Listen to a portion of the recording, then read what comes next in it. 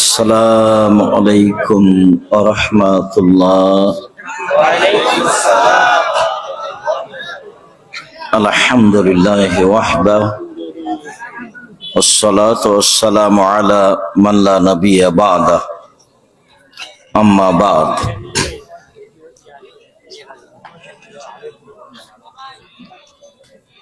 ফাউযু বিল্লাহি মিনাশ শাইতানির রাজীম। قد أفلح المؤمنون الذين هم في صلاتهم خاشعون.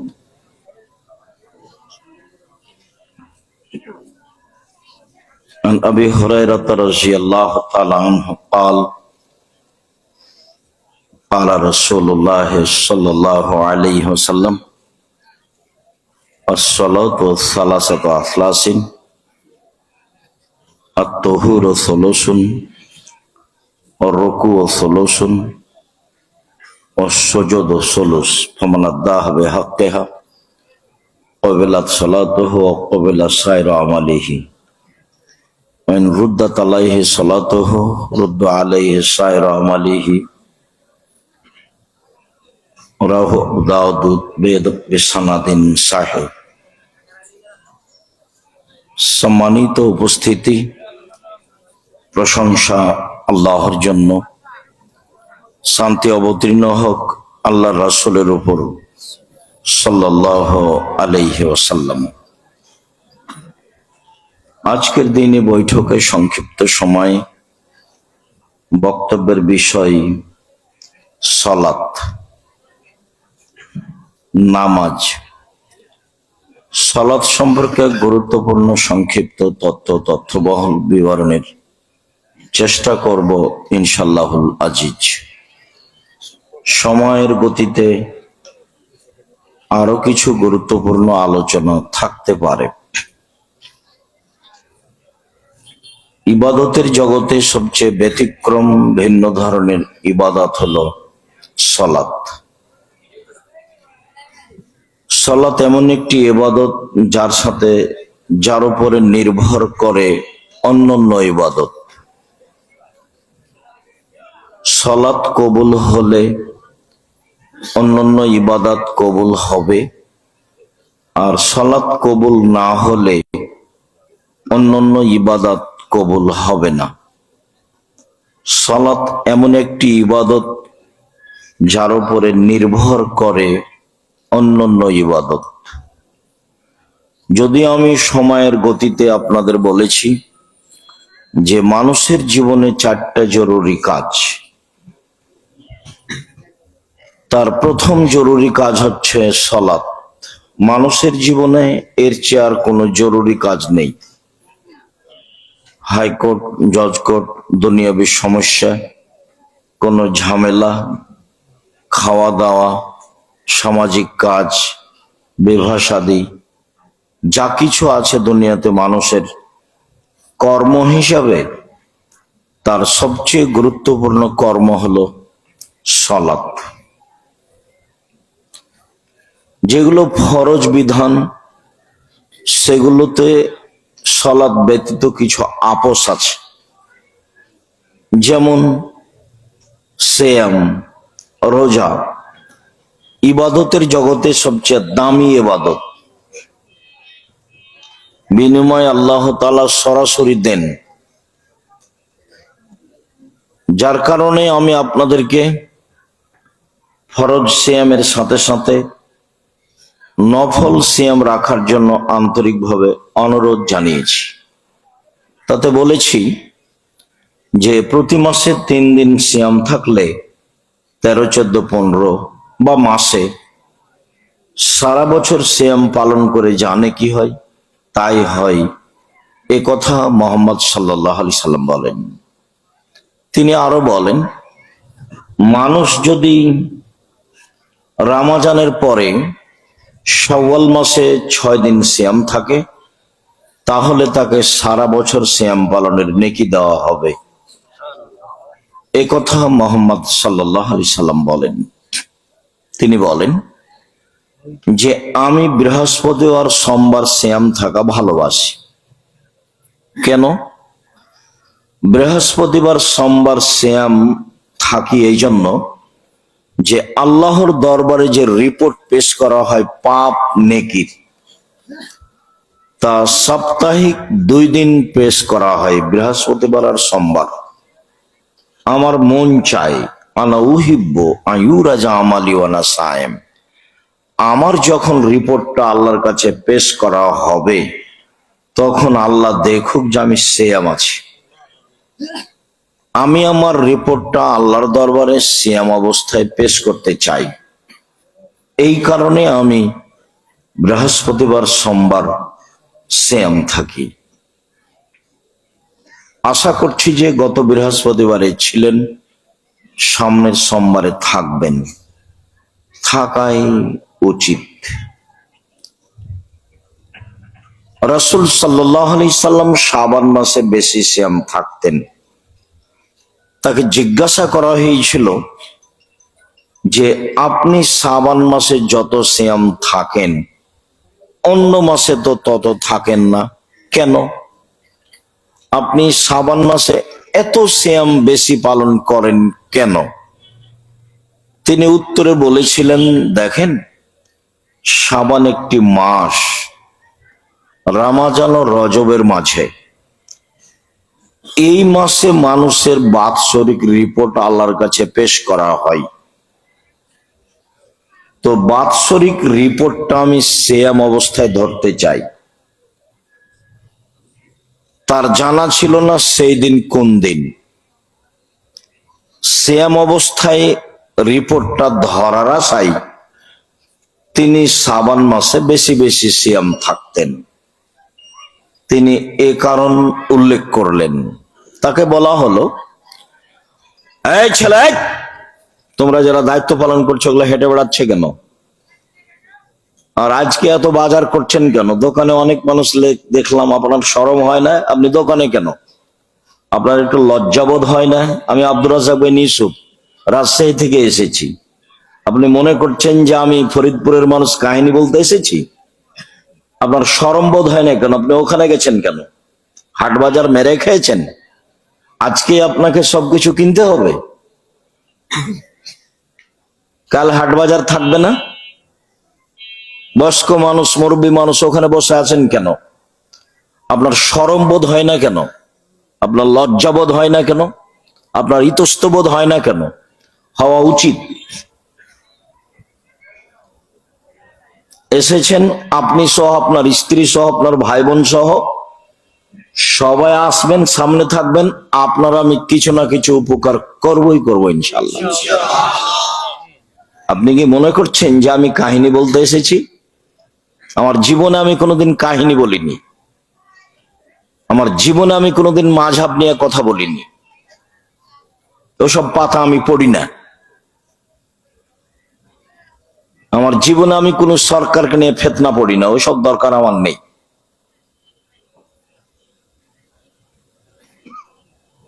সম্মানিত দিনী ভাই বোন, আপনাকে আমি সম্মান করতে চাই। এসেছেন দোকানপাট বন্ধ করে, রাস্তাঘাটে বসে না থেকে, এখানে সেখানে গল্প না করে, চলাচল বন্ধ করে, ক্রয় বিক্রয় বন্ধ করে সামনে এসে বসে আলোচনা শোনার চেষ্টা করুন। আপনার কিছু না কিছু আমি উপকার করবই করব ইনশাল্লাহ। আমি আপনার জন্য এসেছি, কোনো স্বার্থে আসিনি। আপনি যে টাকা আমাকে খরচ দিবেন সেটা নিয়ে আমি আহাল পরিবার নিয়ে খাবো এরকম রুজির আমার প্রয়োজন নাই। এই রুজির হিসাব আমি দীর্ঘ 35 বছরে করিনি।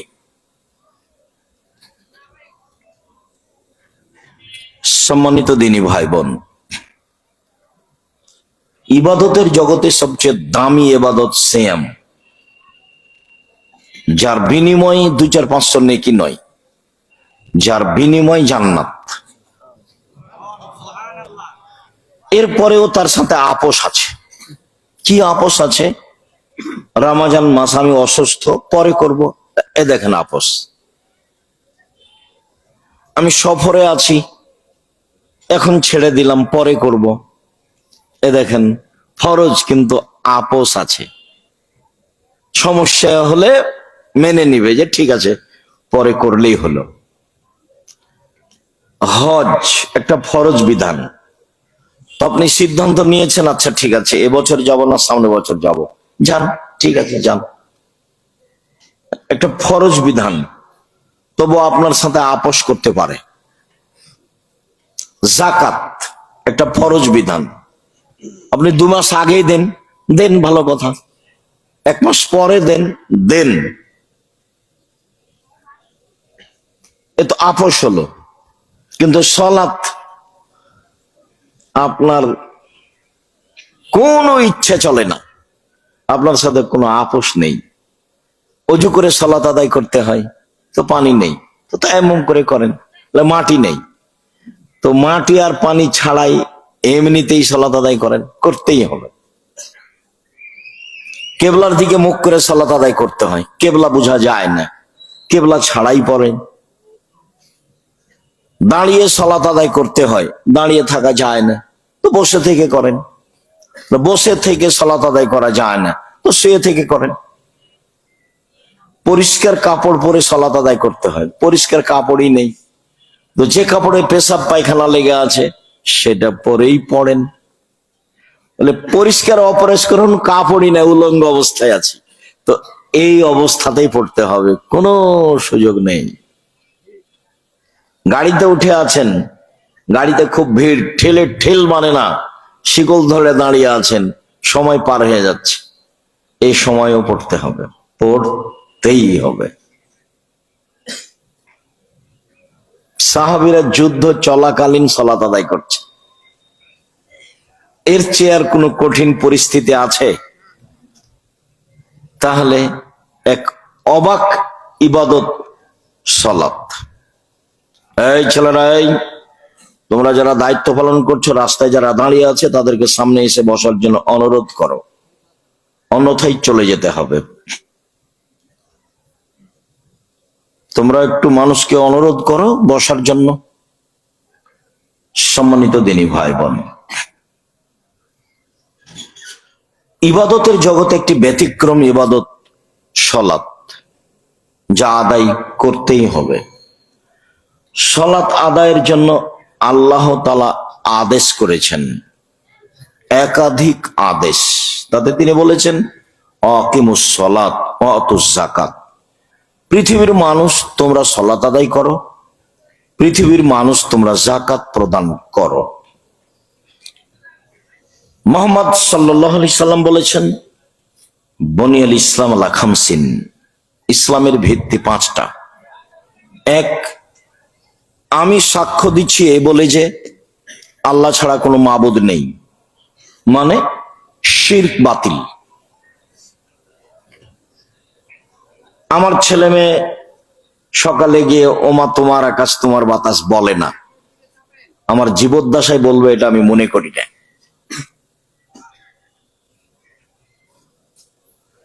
আমার ছেলে সকালে গিয়ে বলবে ও কালিমা তোমার আকাশ, ও কালিমা তোমার বাতাস, এটা হয় না।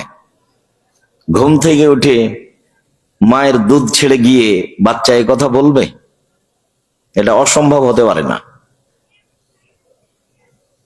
তুমি কেন লেখাপড়া শিখেছো? তুমি নাকি শরীয়তপুরের ছেলে, নাকি মেধাবী, আমি তোমাকে গ্রহণ করি না। কে তোমাকে এত পয়সা পাতি খরচ করে পড়াচ্ছে? তোমার বাপ, তোমার মা। মনে করছে ছেলের আমার মেধা ভালো, ক্লাস পেয়েছে, না জানি কি হবে, বড় ডাক্তার হবে। ক্লাস 5-6 থেকে প্রাইভেট দিয়েছে 2-3টে, ম্যাট্রিকের সময় ছিল 4টে, তাই ইন্টার পাস করার পরে বিশ্ববিদ্যালয়ে ভর্তি হবে, তাই সাবজেক্ট প্রতি 1টা দিয়েছে, তো ভালো রেজাল্ট হয়েছে, একটা ইঞ্জিনিয়ার হয়েছে। তো কি হয়েছে? ও চুরি করে, কোন প্রজেক্ট হাতে আসলে কি করে? চুরি করে। তো লক্ষ লক্ষ টাকা খরচ করলেন এই জন্য। ব্যতিক্রম 2-1টা, সেটা কে যে আমার জানা নাই, হয়তো বা আছে। তো বড় ডাক্তার, তো ওকে যে কোম্পানি টাকা দেয় তারই ওষুধ লিখে। তো আপনার টাকাটা লাভ না লস? শোনো নাই মিছে, ও প্রতারক, ধোঁকাবাজ। ও কি করবে ডাক্তারি জীবনে?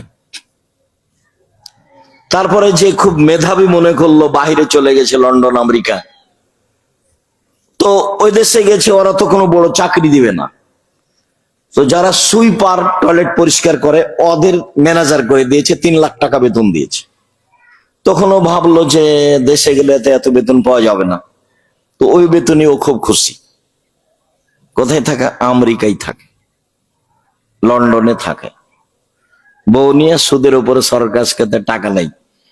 সবাই বলে যে ঢাকায় বাড়ি, লন্ডনে বাড়ি ঘর আছে, সিটিজেন পেয়েছে, না জানি কি হয়েছে, ভিক্ষা করে, ঝুলি নিয়ে ঘুরে, সুদ খাই। কি আমাকে বুঝাতে চাচ্ছেন আমি সেটা বুঝিনি। এমন কে আছে? এ দেশের জাতির কল্যাণের জন্য শিক্ষা অর্জন করেছি।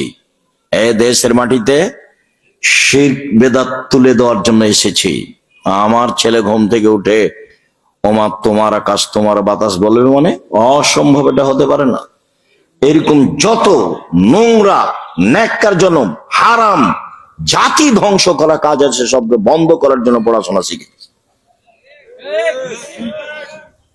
দিন রাত মোবাইলে ল্যাংটা মেয়ে দেখো আর বলো যে আমি মাস্টার ডিগ্রি পাস করেছি। কি বুঝাতে চাচ্ছ তুমি? জাতির ক্ষতি করে। সম্মানিত দিনী ভাই বোন, ও ঠাকুর তো মুসলমানের শত্রু, ও তো জাতির শত্রু, ও তো বিশ্ববিদ্যালয়ের শত্রু, ও তো বাঙালিদের শত্রু।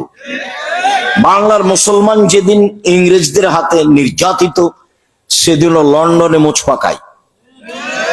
এই তো ঠাকুর। ঠাকুরের গান আপনার ছেলে বলে, আমি আব্দুর রাজ্জাক বেনি সেটা কোনোদিন গ্রহণ করিনি। সম্মানিত দিনী ভাই বোন, সালাত ফরজ। রাসূল সাল্লাল্লাহু আলাইহি সাল্লাম বলেন, এই বলে সাক্ষ্য দেওয়া যে আল্লাহ ছাড়া কোনো মাবুদ নেই, মানে শিরক চলবে না।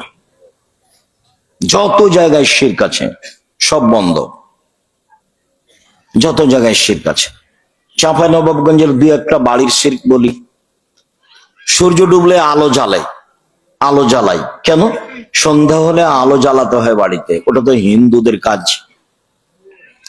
গরুকে লাথি মারা যায় না কেন? গরু হলো হিন্দুদের আল্লাহ। তো গরুকে লাথি মারলে তো বেশি ভালো হবে লাঠি দিয়ে মারার চেয়ে। তা আপনার সাহসী কুলাবে না, আপনি বলবেন ছি ছি ছি ছি ছি, লাথি মারা যায়, হ্যাঁ গরুকে লাথি মারতে হয়।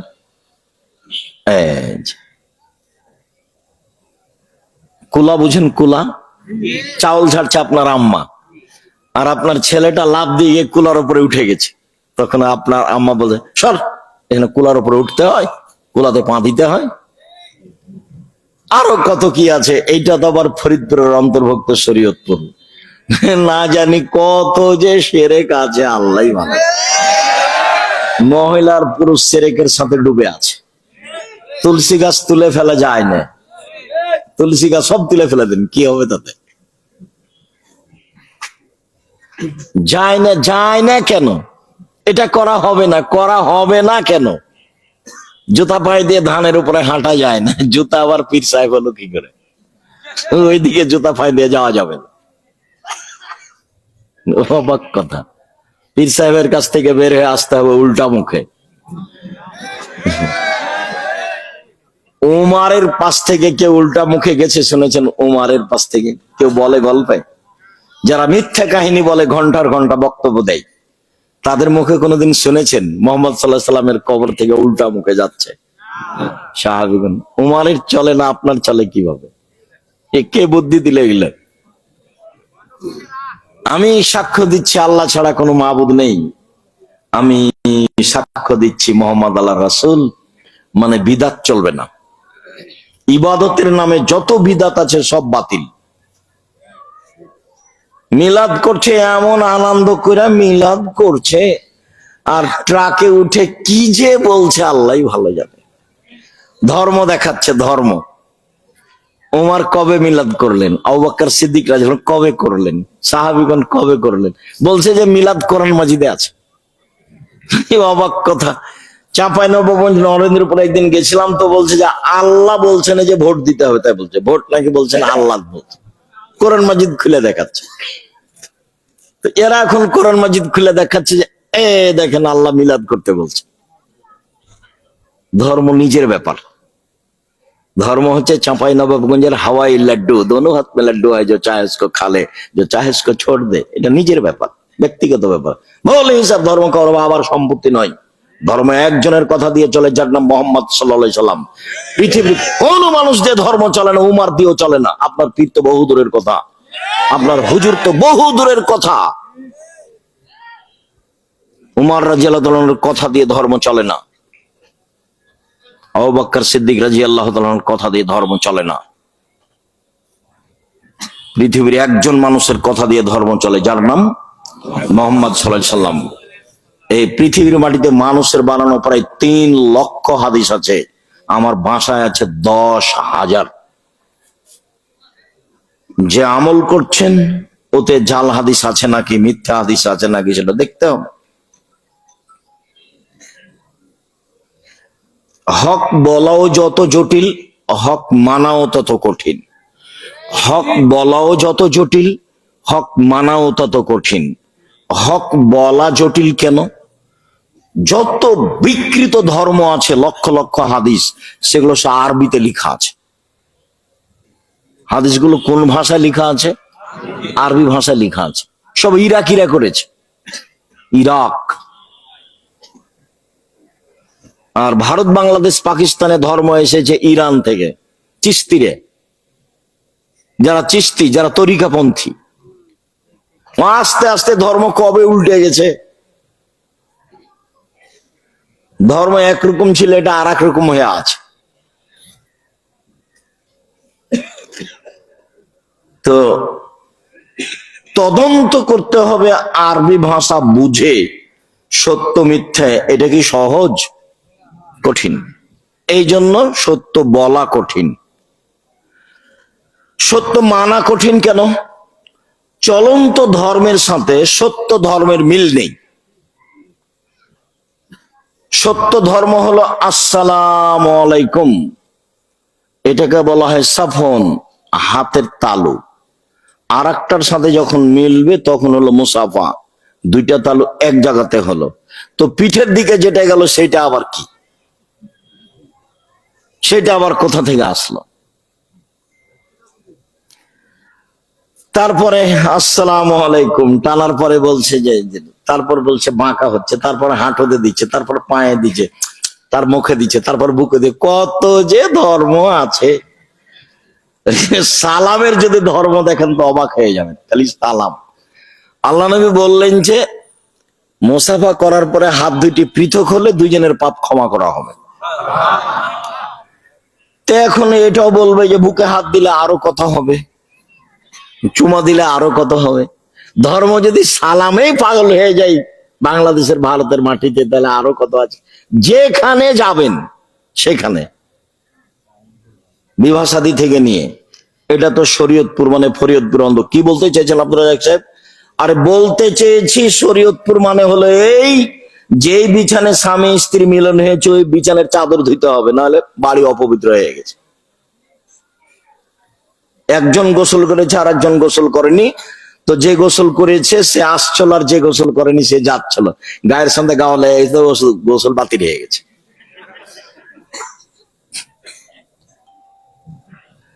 আল্লাহ রাসূল সাল্লাল্লাহু আলাইহি সাল্লাম বলছেন, পৃথিবীর মানুষ শুনে রেখো, আমার পরে কতগুলি আলেম ওলামা আসবে।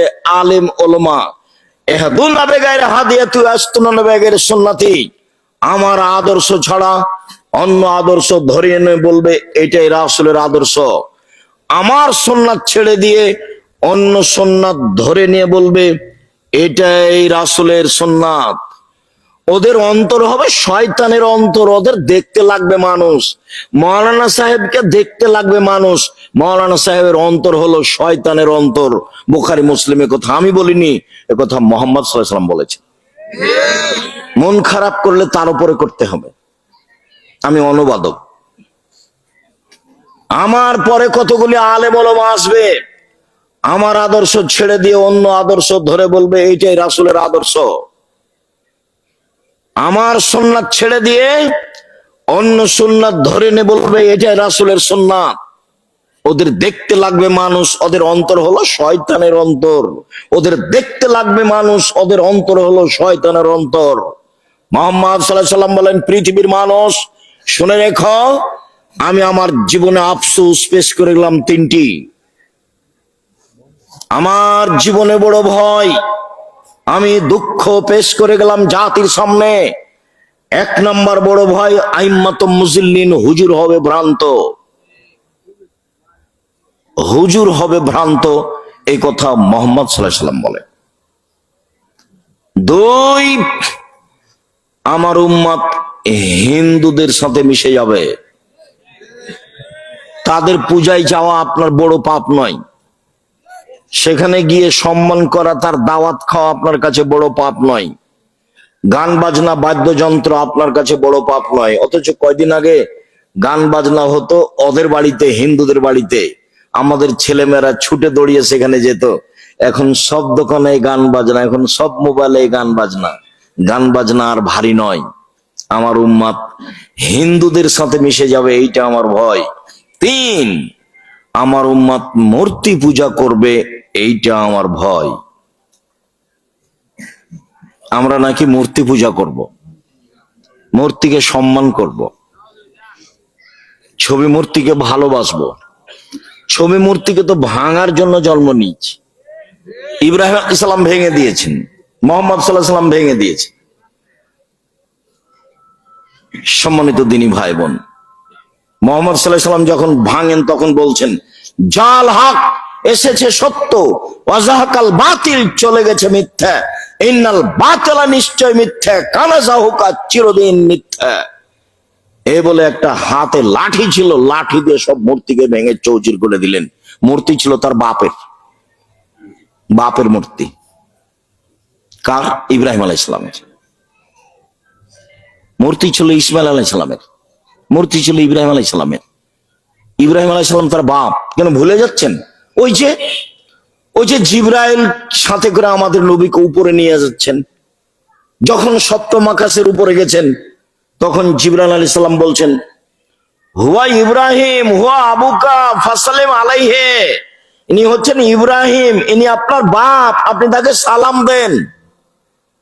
তো আমাদের নবী ওইদিকে আগে বলছেন, আসসালামু আলাইকুম ইয়া আবি, আব্বা আপনাকে সালাম। এইভাবে বলছেন, আব্বা আপনাকে সালাম।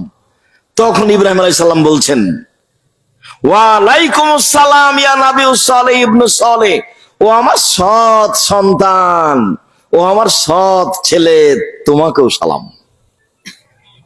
ইনি বলছেন আব্বা, উনি বলছেন বেটা। এ দেখেন, তা আমি বললাম কাবা ঘরে মূর্তিগুলো কার ছিল? ইব্রাহিম আলাইহিস সালাম, তার বাপের। তো ঠিক হয়নি কথা? বাপের মূর্তি ভেঙে দিলেন। আর আপনার বাপের মূর্তি কত সুন্দর করে সাজিয়ে রেখেছেন, পাসপোর্ট সাইজের ছবিটা আছে। অথচ আপনাকে আমি বলেছি আপনি হচ্ছেন ঘৃণিত সন্তান। বাপকে কবর দিয়ে এসে পাসপোর্ট সাইজের ছবিটা একবার টুকরা টুকরা করে ছিঁড়ে ফেলে কবরস্থানে গিয়ে হাত তুলে দোয়া করে যে সে হলো বাপ। আর বাপের ছবি মূর্তি সুন্দর করে সাজিয়েছে যে সে হলো কুসন্তান। সে হলো কুসন্তান, খারাপ সন্তান, ও মূর্খ সন্তান, ও অযোগ্য সন্তান, ও কাপুরুষ সন্তান। ও দিয়ে কি হবে জাতির? ও তো মূর্তি পূজা করে, ও মূর্তিকে ভালোবাসে।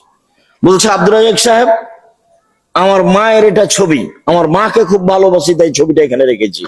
লা হাওলা ওয়ালা কুওয়াতা ইল্লা বিল্লাহ, লা ইলাহা ইল্লা আনতা সুবহানাকা ইন্নী কুনতু মিনাজ জালিমিন। আপনার মায়ের ছবি এখান থেকে না সরালে আমি আব্দুর রাজ্জাক বিন ইউসুফ এখানে বসতে পারবো না। যে ঘরে ছবি থাকে সে ঘরে আমি কোনোদিন বসিনি। ওরকম ঝামেলায় এখনো আমি পড়িনি, এরকম ঝামেলা আমি এখনো পড়িনি। সম্মানিত দ্বীনি ভাই বোন, আমি সাক্ষ্য দিচ্ছি আল্লাহ ছাড়া কোনো মাবুদ নেই। আমি সাক্ষ্য দিচ্ছি মুহাম্মদ আল্লাহর রাসূল। দুই, সালাত আদায় করতে হবে। তিন, যাকাত দিতে হবে। চার, রমজান মাসের সিয়াম রোজা থাকতে হবে, 5 সম্ভব হলে হজ করতে হবে। 5টা বিধান, তার একটা আদেশ বিধান, সালাত আদায় করতে হবে, সালাত আদায় করতেই হবে।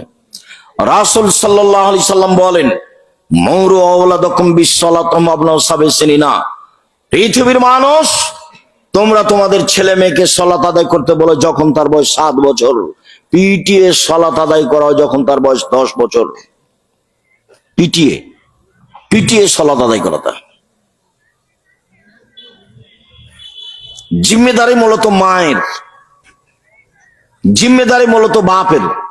দুইজন মিলে সংসারটা ধ্বংস করেছে, কিছু করার নেই।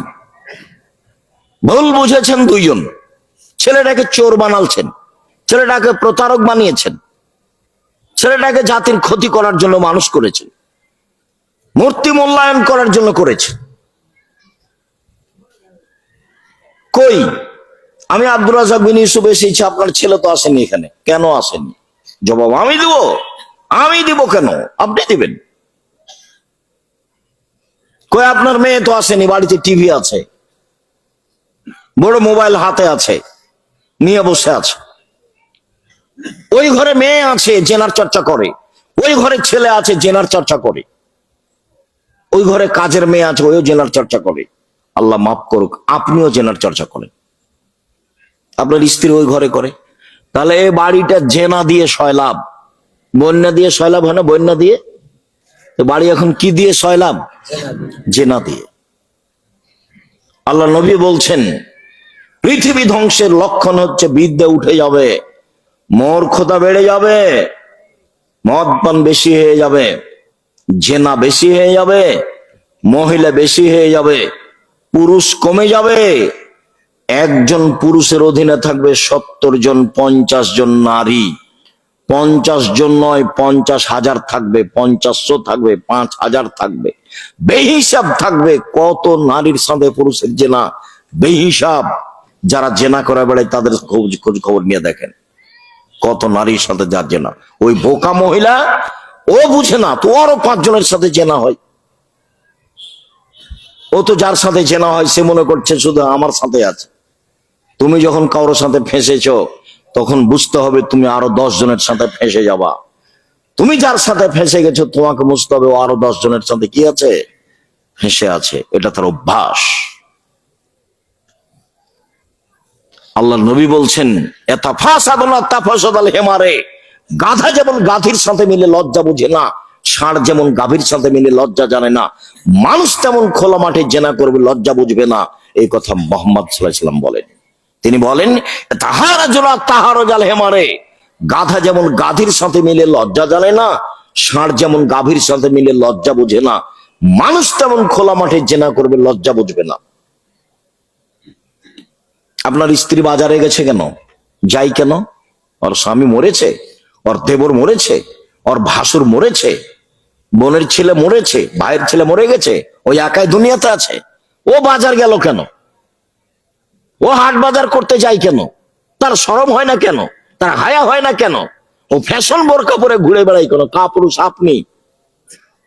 কই আমাদের তো বাজারে যায় না, আমরা তো বেঁচে আছি। আমি তো জীবনে কোনোদিন চায়ের স্টলে বসিনি, তো বেঁচে আছি, তো মরে গেছি। আপনার বউ যায় কেন? আপনার মেয়ে যায় কেন? কে বলে আপনি আপনার বাহাল পরিবারকে ভালো শিখিয়েছেন? বল হিসাব, আপনি আপনার পরিবারকে ধ্বংস করেছেন। আমি বলতে আপনাকে চেষ্টা কম করেছি তা আমার মনে হয় না। যে কোনো বক্তব্য তুলে দেখলে আপনি সেটা পাবেন। আমি আপনাকে যেমন দায়ী করেছি, আপনার স্ত্রীকে আমি তেমন দায়ী করেছি। রাসূল সাল্লাল্লাহু আলাইহি ওয়াসাল্লাম বললেন, মান ওয়ালাদাহু ওয়ালাদুন ফালিউহসিন ইসমাহু, যার ছেলে মেয়ে জন্ম নিবে সেই জন্য একটা সুন্দর নাম রাখে। 7 দিনের দিন নাম রাখবেন। জন্ম নেওয়ার সাথে সাথে পরহেজগার মানুষ দিয়ে তাহানিক করে নেবেন। তাহানিক মানে খেজুর একটু নিয়ে মুখে চাবিয়ে, বেশি করে চাবিয়ে একবারে থুতুর মতো লালা করে নিয়ে হাতে নিয়ে আঙ্গুলে নিয়ে বাচ্চার জিহ্বার শেষ প্রান্তে দিয়ে দিবেন। এটা তাহানিক। মাথায় হাত দিয়ে দোয়া পড়ে দিবেন। আপনার চাচি, আপনার চাচা, আপনার খালা, আপনার ফুফু, আপনার মা, আপনি করতে পারেন, যে কেউ করতে পারে। পরহেজগার মানুষকে দিয়ে করে নেবেন। 7 দিনের দিন ছেলের নাম রাখবেন, 7 দিনের দিনই নাম রাখতে হবে। আকিকা 7 দিনের দিনই করতে হবে, 14 দিনে চলে না, 21 দিনে চলে না, জীবনে একদিন চলে না, গরু দিয়ে চলে না, উট দিয়ে চলে না, এগুলো এমনি কথা, সব জাল জয়ী ফাদি, 7 দিনেই করতে হবে। সারা দুনিয়া যদি উল্টিয়ে দেয় তবে হবে না, 7 দিনেই করতে হবে। এটা আপনার জিম্মেদারি।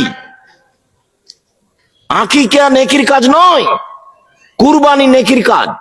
আকিকা বাপের জিম্মেদারি, দায়িত্ব আপনি পালন করেননি, আমি কি করতে পারি? আমি তো বলে আসছি আপনাকে, ওয়াদা বাহু, শিষ্টাচার বাপ শিখিয়ে দিবে ছেলে মেয়েকে। আপনার ছেলে এখন সিগারেট খাচ্ছে ওখানে বসে, জবাব আমি দিব। ওই যে ওখানে বসে আছে দোকানে চা খাচ্ছে, জবাব আমি দিব নাকি? আমি দিব কেন? আমি দিব কেন? আপনি দেন। কেন দোকানে বসে আছে? কেন রাস্তায় ঘুরে বেড়াচ্ছে? জন্ম দিয়েছেন আপনি, দেখবো আমি? আল্লাহ রসুল তো তা বলেনি, আপনাকে বলেছে। আল্লাহ রসুল বলছেন ছেলে মেয়ে যার জন্ম নিয়েছে সে যেন একটা সুন্দর নাম রাখে, শিষ্টাচার শিখিয়ে দেয়। নাম খুঁজে পেলেন না, কি যে নাম রাখলেন, লুন্টু ভন্টু, ওগুলো কি নাম রাখলেন? হ্যাঁ, নাম খুঁজে পান না আপনি? আল্লাহ রসুল বলছেন নবীদের নাম রাখো, গুণবাচক নাম রাখো। 99টা 100টা গুণবাচক নাম আছে, তবুও চলে না আপনার? এগুলো কি রেখেছেন? মেয়ের নাম রেখেছেন, ওগুলো কি? হিন্দুদের নাম খুঁজে পান না? আমাকে কবে জিজ্ঞাসা করেছেন মেয়ের নাম রাখার জন্য? সম্মানিত দিনী ভাই বোন, কিছু করার নেই, জবাব আপনি দিয়েন। জবাব দেওয়ার জন্য প্রস্তুত থাকেন, জবাব দিতেই হবে। ছেলে মেয়েকে পড়াশোনা করাবেন আপনি। রাসূল সাল্লাল্লাহু আলাইহি সাল্লাম বলছেন মান আলা জারিয়াতাইনে, কেউ যদি 2টা মেয়ের লালন পালন করে, হাতা তাবলগা, বড় হওয়া পর্যন্ত লালন পালন, শিক্ষা দেওয়া, শিষ্টাচার শিক্ষা দেওয়া, বিদ্যা বুদ্ধি শিখিয়ে দেওয়া, তাহলে সেই বাপ আর আমি জান্নাতে একসাথে থাকবো। এইভাবে তখন তিনি আঙ্গুল দুটি জমা করে দিলেন আর বললেন কেউ যদি এতিমকে লালন পালন করে, এতিম, তাহলে সেই লোকটার আমি জান্নাতে একসাথে থাকবো। তবে এরকম আঙ্গুলের মধ্যে ফাঁক রাখলেন, বুঝাতে পারিনি কথা মনে হয়। তার মানে মেয়ের লালন পালন এতিমের লালন পালনের চেয়ে অনেক বেশি লাভের, অনেক বেশি গুরুত্বপূর্ণ। আবার বলছেন কেউ যদি 3টা মেয়ের লালন পালন করে, তখন আল্লাহ রসুল বলছেন কি করবে? আল্লামাহুন্না, বিদ্যা শিখিয়ে দিবে, ও আদাবাহুন্না, শিষ্টাচার শিখিয়ে দিবে, ওয়াহাসানা ইলাইহিন্না, তার সাথে ভালো আচরণ করবে, ও জাওয়াজাহুন্না, তার বিবাহ দিয়ে দিবে। তখন মেয়ে 3টি বিচারের মাঠে বাপকে জাহান্নাম থেকে বাঁচানোর জন্য অন্তরাল হবে। ওইদিকে জাহান্নাম, এদিকে ওর বাপ, মধ্যে মেয়েরা।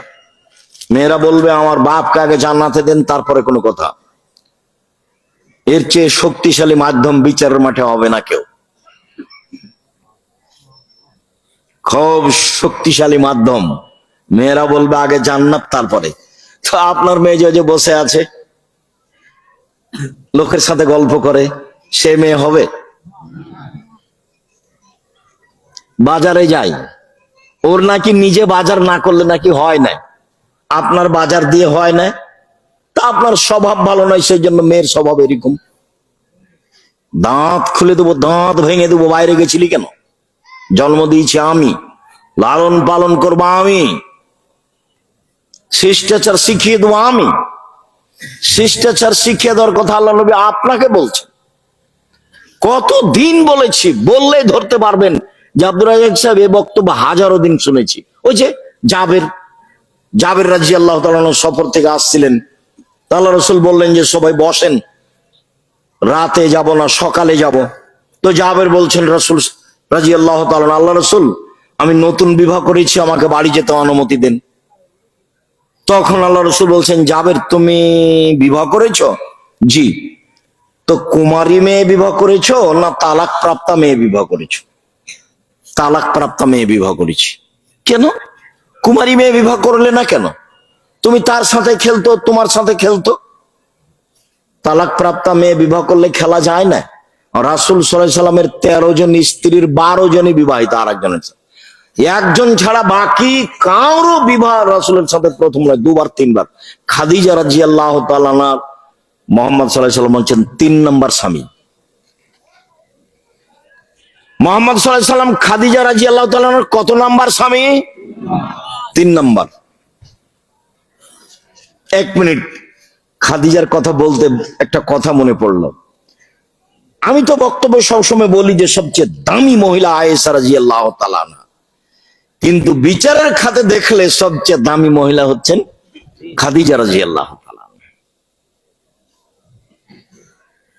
আবু হুরায়রা রাদিয়াল্লাহু তাআলা আনহু বলেন, একদিন জিবরাইল নবীর কাছে আসলেন।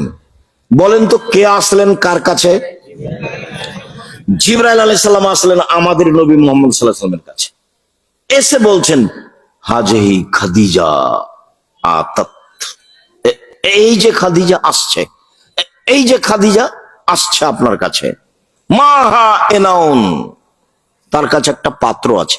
ফিহি এদামুন তম, তাতে আছে খাদ্য, তাতে আছে তরকারি, আপনার জন্য নিয়ে আসছে। এই যে খাদিজা আপনার কাছে আসছে একটা পাত্র নিয়ে, তাতে আছে খাদ্য, তাতে আছে তরকারি। ফাইজা আতাতকা, যখন আপনার কাছে চলে আসবে তখন আপনি বলবেন, খাদিজা ফাকরা আলাইহা সালাম মিন রাব্বিহা, খাদিজা আল্লাহ তোমাকে সালাম দিয়েছে। অমিন্নি, আর আমার পক্ষ থেকে বলবেন, খাদিজা জিবরাইল তোমাকে সালাম দিয়েছে। বাসারা বেবাইতিন ফিল জান্নাহ, আর বলে দিবেন খাদিজা, খাদিজা তোমার জন্য জান্নাতে একটা ঘর তৈরি করা হয়েছে হীরা মুক্তা মাণিক্য দিয়ে, লা খাসাবা ওয়ালা নাসাব, সেখানে নেই কোনো হইচই, সেখানে নেই কোনো কষ্ট ক্লেশ, সেখানে নেই কোনো হই হুল্লোড়, নেই কোনো দুঃখ দুর্দশা। তোমার জন্য একটা জান্নাতে ঘর বানানো হয়েছে হীরা মুক্তা মাণিক্য দিয়ে। এরকম কথা আল্লাহ নবী আয়েশার ব্যাপারে বলেননি। এরকম দাবি জানিয়েছেন আসিয়া। আসিয়া বলছেন, রব্বি ইবনি ইনদাকা বাইতান ফিল জান্নাহ ওয়ানাজ্জিনি মিন ফিরআউন আমালিহি, আল্লাহ তুমি আমাকে আমার জন্য তোমার জান্নাতে একটা ঘর তৈরি করো। দুনিয়া থেকে আসিয়া আদেশ করছেন আল্লাহকে, আল্লাহ তুমি আমার জন্য জান্নাতে একটি ঘর তৈরি করো তোমার পাশে, ফেরাউনের জুলুম অত্যাচার থেকে রক্ষা করো, ফেরাউনের জনগণের জুলুম অত্যাচার থেকে রক্ষা করো। এই কথা আসিয়া বলেন, দাবি জানাচ্ছেন। আর খাদিজার ব্যাপারে জিবরাইল এসে বলছে, যে জিবরাইল এসে বলছেন যে আপনার কাছে আসলে আপনি বলবেন যে খাদিজা তোমাকে কে সালাম দিয়েছে? আল্লাহ। তোমাকে কে সালাম দিয়েছেন? জিবরাইল। আর বলবেন একটা জান্নাতের কথা। এই আমার দিনী বোনেরা গল্প করছেন নাকি? এই মেয়ে গল্প করছো কেন? শরীয়তপুরের মহিলাদের উপর আমার ভালো ধারণা আছে, দয়া করে গল্প করবেন না, এক খেলে চেয়ে থাকবেন, কেউ কাউকে বিরক্ত করবেন না, কষ্ট দিবেন না, এক খেলে চেয়ে থাকবেন। খাদিজা রাদিয়াল্লাহু তাআলা আনহার কথাতে আরেকটা কথা মনে পড়ল। স্বামী স্ত্রী মিলে সুন্দর করে সংসার করতে হয়, ভালো করে পরস্পরে পরামর্শ করে এক আরেকজনের হিতাকাঙ্ক্ষী হয়ে প্রেম বিনিময় ভালোবাসা নিয়ে সংসার করতে হয়, তাতে স্ত্রীরও কিছু পরামর্শ থাকে সংসারে। একদিন আল্লাহর নবী গারে হীরা থেকে এসে বলছেন, খাদিজা জাম্মেলুনি জাম্মেলুনি, আরে কম্বল দিয়ে আমাকে জড়িয়ে ধরো, খাসি তলা নাফসে আমি ভয় পাচ্ছি, আমার যে কি হয় আমি মনে হয় মরে যাব। এই ঘটনা, আমি মনে হয় মরে যাব, খুব ভয় পাচ্ছি আমি। তখন এই সময়ে খাদিজা রাদিয়াল্লাহু তাআলা বলছেন, কাল্লা, কখনো নহে, অসম্ভব, এটা হতে পারে না। প্রথম যেটা বলল না খাদিজা, কাল্লা, কখনো নহে, অসম্ভব, এটা হতে পারে না। ওয়াল্লাহি লা ইউযিকা, আল্লাহ আপনাকে অপমান করবেন না, আল্লাহ আপনাকে অপমান করবেন না, আল্লাহর কসম আল্লাহ আপনাকে অপমান করবেন না। কেন? এক, তাসেলুর রাহেমা, আপনি আত্মীয়দের সাথে সদাচরণ করেন। দুই, তাহমিলুল কাল্লা, অসহায় মানুষের বোঝা বহন করেন। তিন, তাকসিবুল মাদুমা, যার কিছুই নাই তার কি করা লাগবে সেই চিন্তা আপনি করেন। অতাকরিস জাইফা, মেহমানকে খাবার দেন আপনি। পাঁচ, বিপদগ্রস্ত লোকের সাথে থাকেন। এই পাঁচটা কারণ উল্লেখ করলেন। কখনো না, এটা হতে পারে না। আর আপনার স্ত্রী হঠাৎ করে কোনো বিপদ আপনি পেশ করেন আপনার স্ত্রীর কাছে, তখনও বলবে তোমাকে তো নিষেধ করলাম, তোমাকে তো নিষেধ করলাম, যাই না, তুমি কেন গেলে, তুমি কেন, তোমারই তো স্বভাব ভালো নয়, তুমি কেন যাও ওখানে, তুমি কেন যাও। এই যে বউ দেখেন, দুইটা বউ, ওটা খাদিজা আর এটা আপনার স্ত্রী আয়েশা বা মারিয়াম বা কিছু একটা। উনিও বলছেন খাদিজা আমি খুব বিপদগ্রস্ত, আমি মরে যাব মনে হয়, তুমি আমাকে কম্বল দিয়ে আগে জড়িয়ে ধরো, আমি খুব ভয় পাচ্ছি। এত বড় মানুষ আশ্রয় নিচ্ছেন কার কাছে গিয়ে? স্ত্রীর কাছে, খাদিজার কাছে। কত বড় দামি মহিলা, হিসাব করতে হবে। খালি স্ত্রীকে গালি দেন আর মারেন, আপনার স্ত্রীও বলে ওর মুখ এত খারাপ, আব্দুর সাহেব আমি ওর দিকে ভালো করে তাকাতে পারি না, ওর মুখ এত খারাপ। জানি না যদি এরকম হয় ভাইজান, এরকম করিয়েন না। আল্লাহ নবী বলছেন পৃথিবীর মানুষ স্ত্রীর সাথে পাঁচটা হক আদায় করো। এক, যে মানের খাও সে মানের খাওয়ায়। দুই, যে মানের পরো সে মানের পরায়। তিন, কটু কথা বলো না। চার, মুখে মারিও না। পাঁচ, নিজের বাড়ি ছাড়া কোথাও যেতে দিও না। বাজার তো বহু দূরের কথা, বিবাহের বাড়ি তো বহু দূরের কথা, বাজার তো বহু দূরের কথা, বিবাহের বাড়ি তো বহু দূরের কথা। এক, যে মানের খাও সে মানের খাওয়ায়। দুই, যে মানের পরো সে মানের পরায়। তিন, কটু কথা বলো না, গালি দিবেন না, বলবেন না যে তোর ঠোঁটটা কালো, বলাই অপরাধ। একবার ঠোঁট মোটা বললে 10 বছর ভালোবাসবে না, ওটা তার অন্তরে লেগে গেছে। একবার রং কালো বললে আপনাকে 10 বছর ভালোবাসবে না। ও হলো প্রশংসা প্রিয় মানুষ, বুদ্ধি কম, প্রশংসা প্রিয় মানুষ, খুব প্রশংসা করে, আপনার সারা রাত পা টিপে দিবে। কটু কথা বলিয়েন না, আল্লাহ রাসূলের কথা, কটু কথা বলা অপরাধ। শ্বশুরকে গালি দিয়েন না, শাশুড়িকে গালি দিয়েন না, শ্বশুর শাশুড়িকে উপেক্ষা করে কথা বলিয়েন না। কই আমাদের তো আব্দুল্লাহর শ্বশুর, আব্দুর রহমানের শ্বশুর, আব্দুর রহিমের শ্বশুর, মারিয়ামের শ্বশুর, এরা তো কোনো কিছু আমাদের দিবে এটা সাহসই করে না, তা আমরা তো বেঁচে আছি, কোনো সমস্যা হয় না। তো তা আপনার হয় কেন? আপনি কেন যৌতুক নিতে যান? কি পড়িয়েছেন ছেলেকে তার যৌতুকের কথা বলেছেন? কি পড়িয়েছেন ছেলেকে, কি শিখিয়েছেন? কটু কথা বলবেন না স্ত্রীকে, মুখে মারবেন না, বাড়ি ছাড়া অন্য জায়গায় থাকতে দিবেন না, বাড়িতেই থাকতে হবে। সম্মানিত দিনী ভাই বোন, দায়িত্ব পালন করুন পিতা হিসাবে। বলছিলাম জাবের বললেন আল্লাহ রাসূল আমি বিবাহিতা তালাক প্রাপ্তা মেয়ে বিবাহ করেছি। কেন? আমার আব্বা উহুদের যুদ্ধে শহীদ হয়েছেন, 9 জন মেয়ে রেখে গেছেন, আমার 9 জন বোন আছে। কতজন বোন আছে? 9 জন। আক্রাহান আতাজাওয়াজা মিসলাহুন্না, আমি তাদের বয়সের মেয়েকে, কম বয়সের মেয়েকে বিবাহ করা অপছন্দ করেছি 4টা কারণে। আমি তালাক প্রাপ্তা মেয়ে বিবাহ করেছি 4টা কারণে, কম বয়সের মেয়ে বিবাহ করিনি 4টা কারণে, আমার বোনদের বয়সের মেয়ে বিবাহ করিনি কয়টা কারণে? 4টা কারণে। এক, লেতুয়াল্লেমা হুন্না, আমার স্ত্রী যেন আমার বোনদেরকে বিদ্যা শিখাতে পারে। তো বিদ্যা তাহলে প্রথমে কে শিখাবে? স্ত্রী, বাচ্চার মা। এই যে বলছেন আমি বেশি বয়সের মহিলা বিবাহ করেছি যাতে করে আমার স্ত্রী আমার বোনদেরকে কি করতে পারে? বিদ্যা শিখাতে পারে। দুই, বলে তুয়াদ দেবা হন না, শিষ্টাচার শেখাতে পারে। শিষ্টাচার, মাই তো বুঝে না শিষ্টাচার কাকে বলে। ছেলে যখন একটু বিরক্ত করছে তখন ওকে মোবাইল দিয়েছে, যে এই যে দেখ কি ওগুলো গো, কার্টুন দেখ, কার্টুন দেখ, কার্টুন দেখ, কান্নাকাটি করিস না, কার্টুন দেখ, কান্নাকাটিস না। এটা মা। ও কি দিয়ে বুঝলো এটা শিষ্টাচার? কি দিয়ে বুঝলো? মা এরই তো নখ বড় আছে, কি দিয়ে বুঝলো এটা শিষ্টাচার?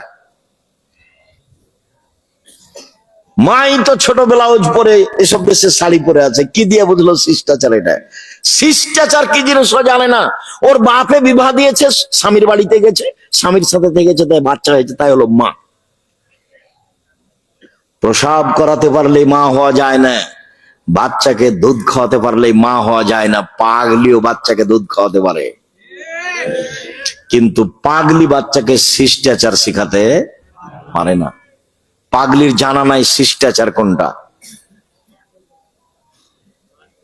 সম্মানিত দিনী ভাই বোন, শিষ্টাচারই বুঝলাম না।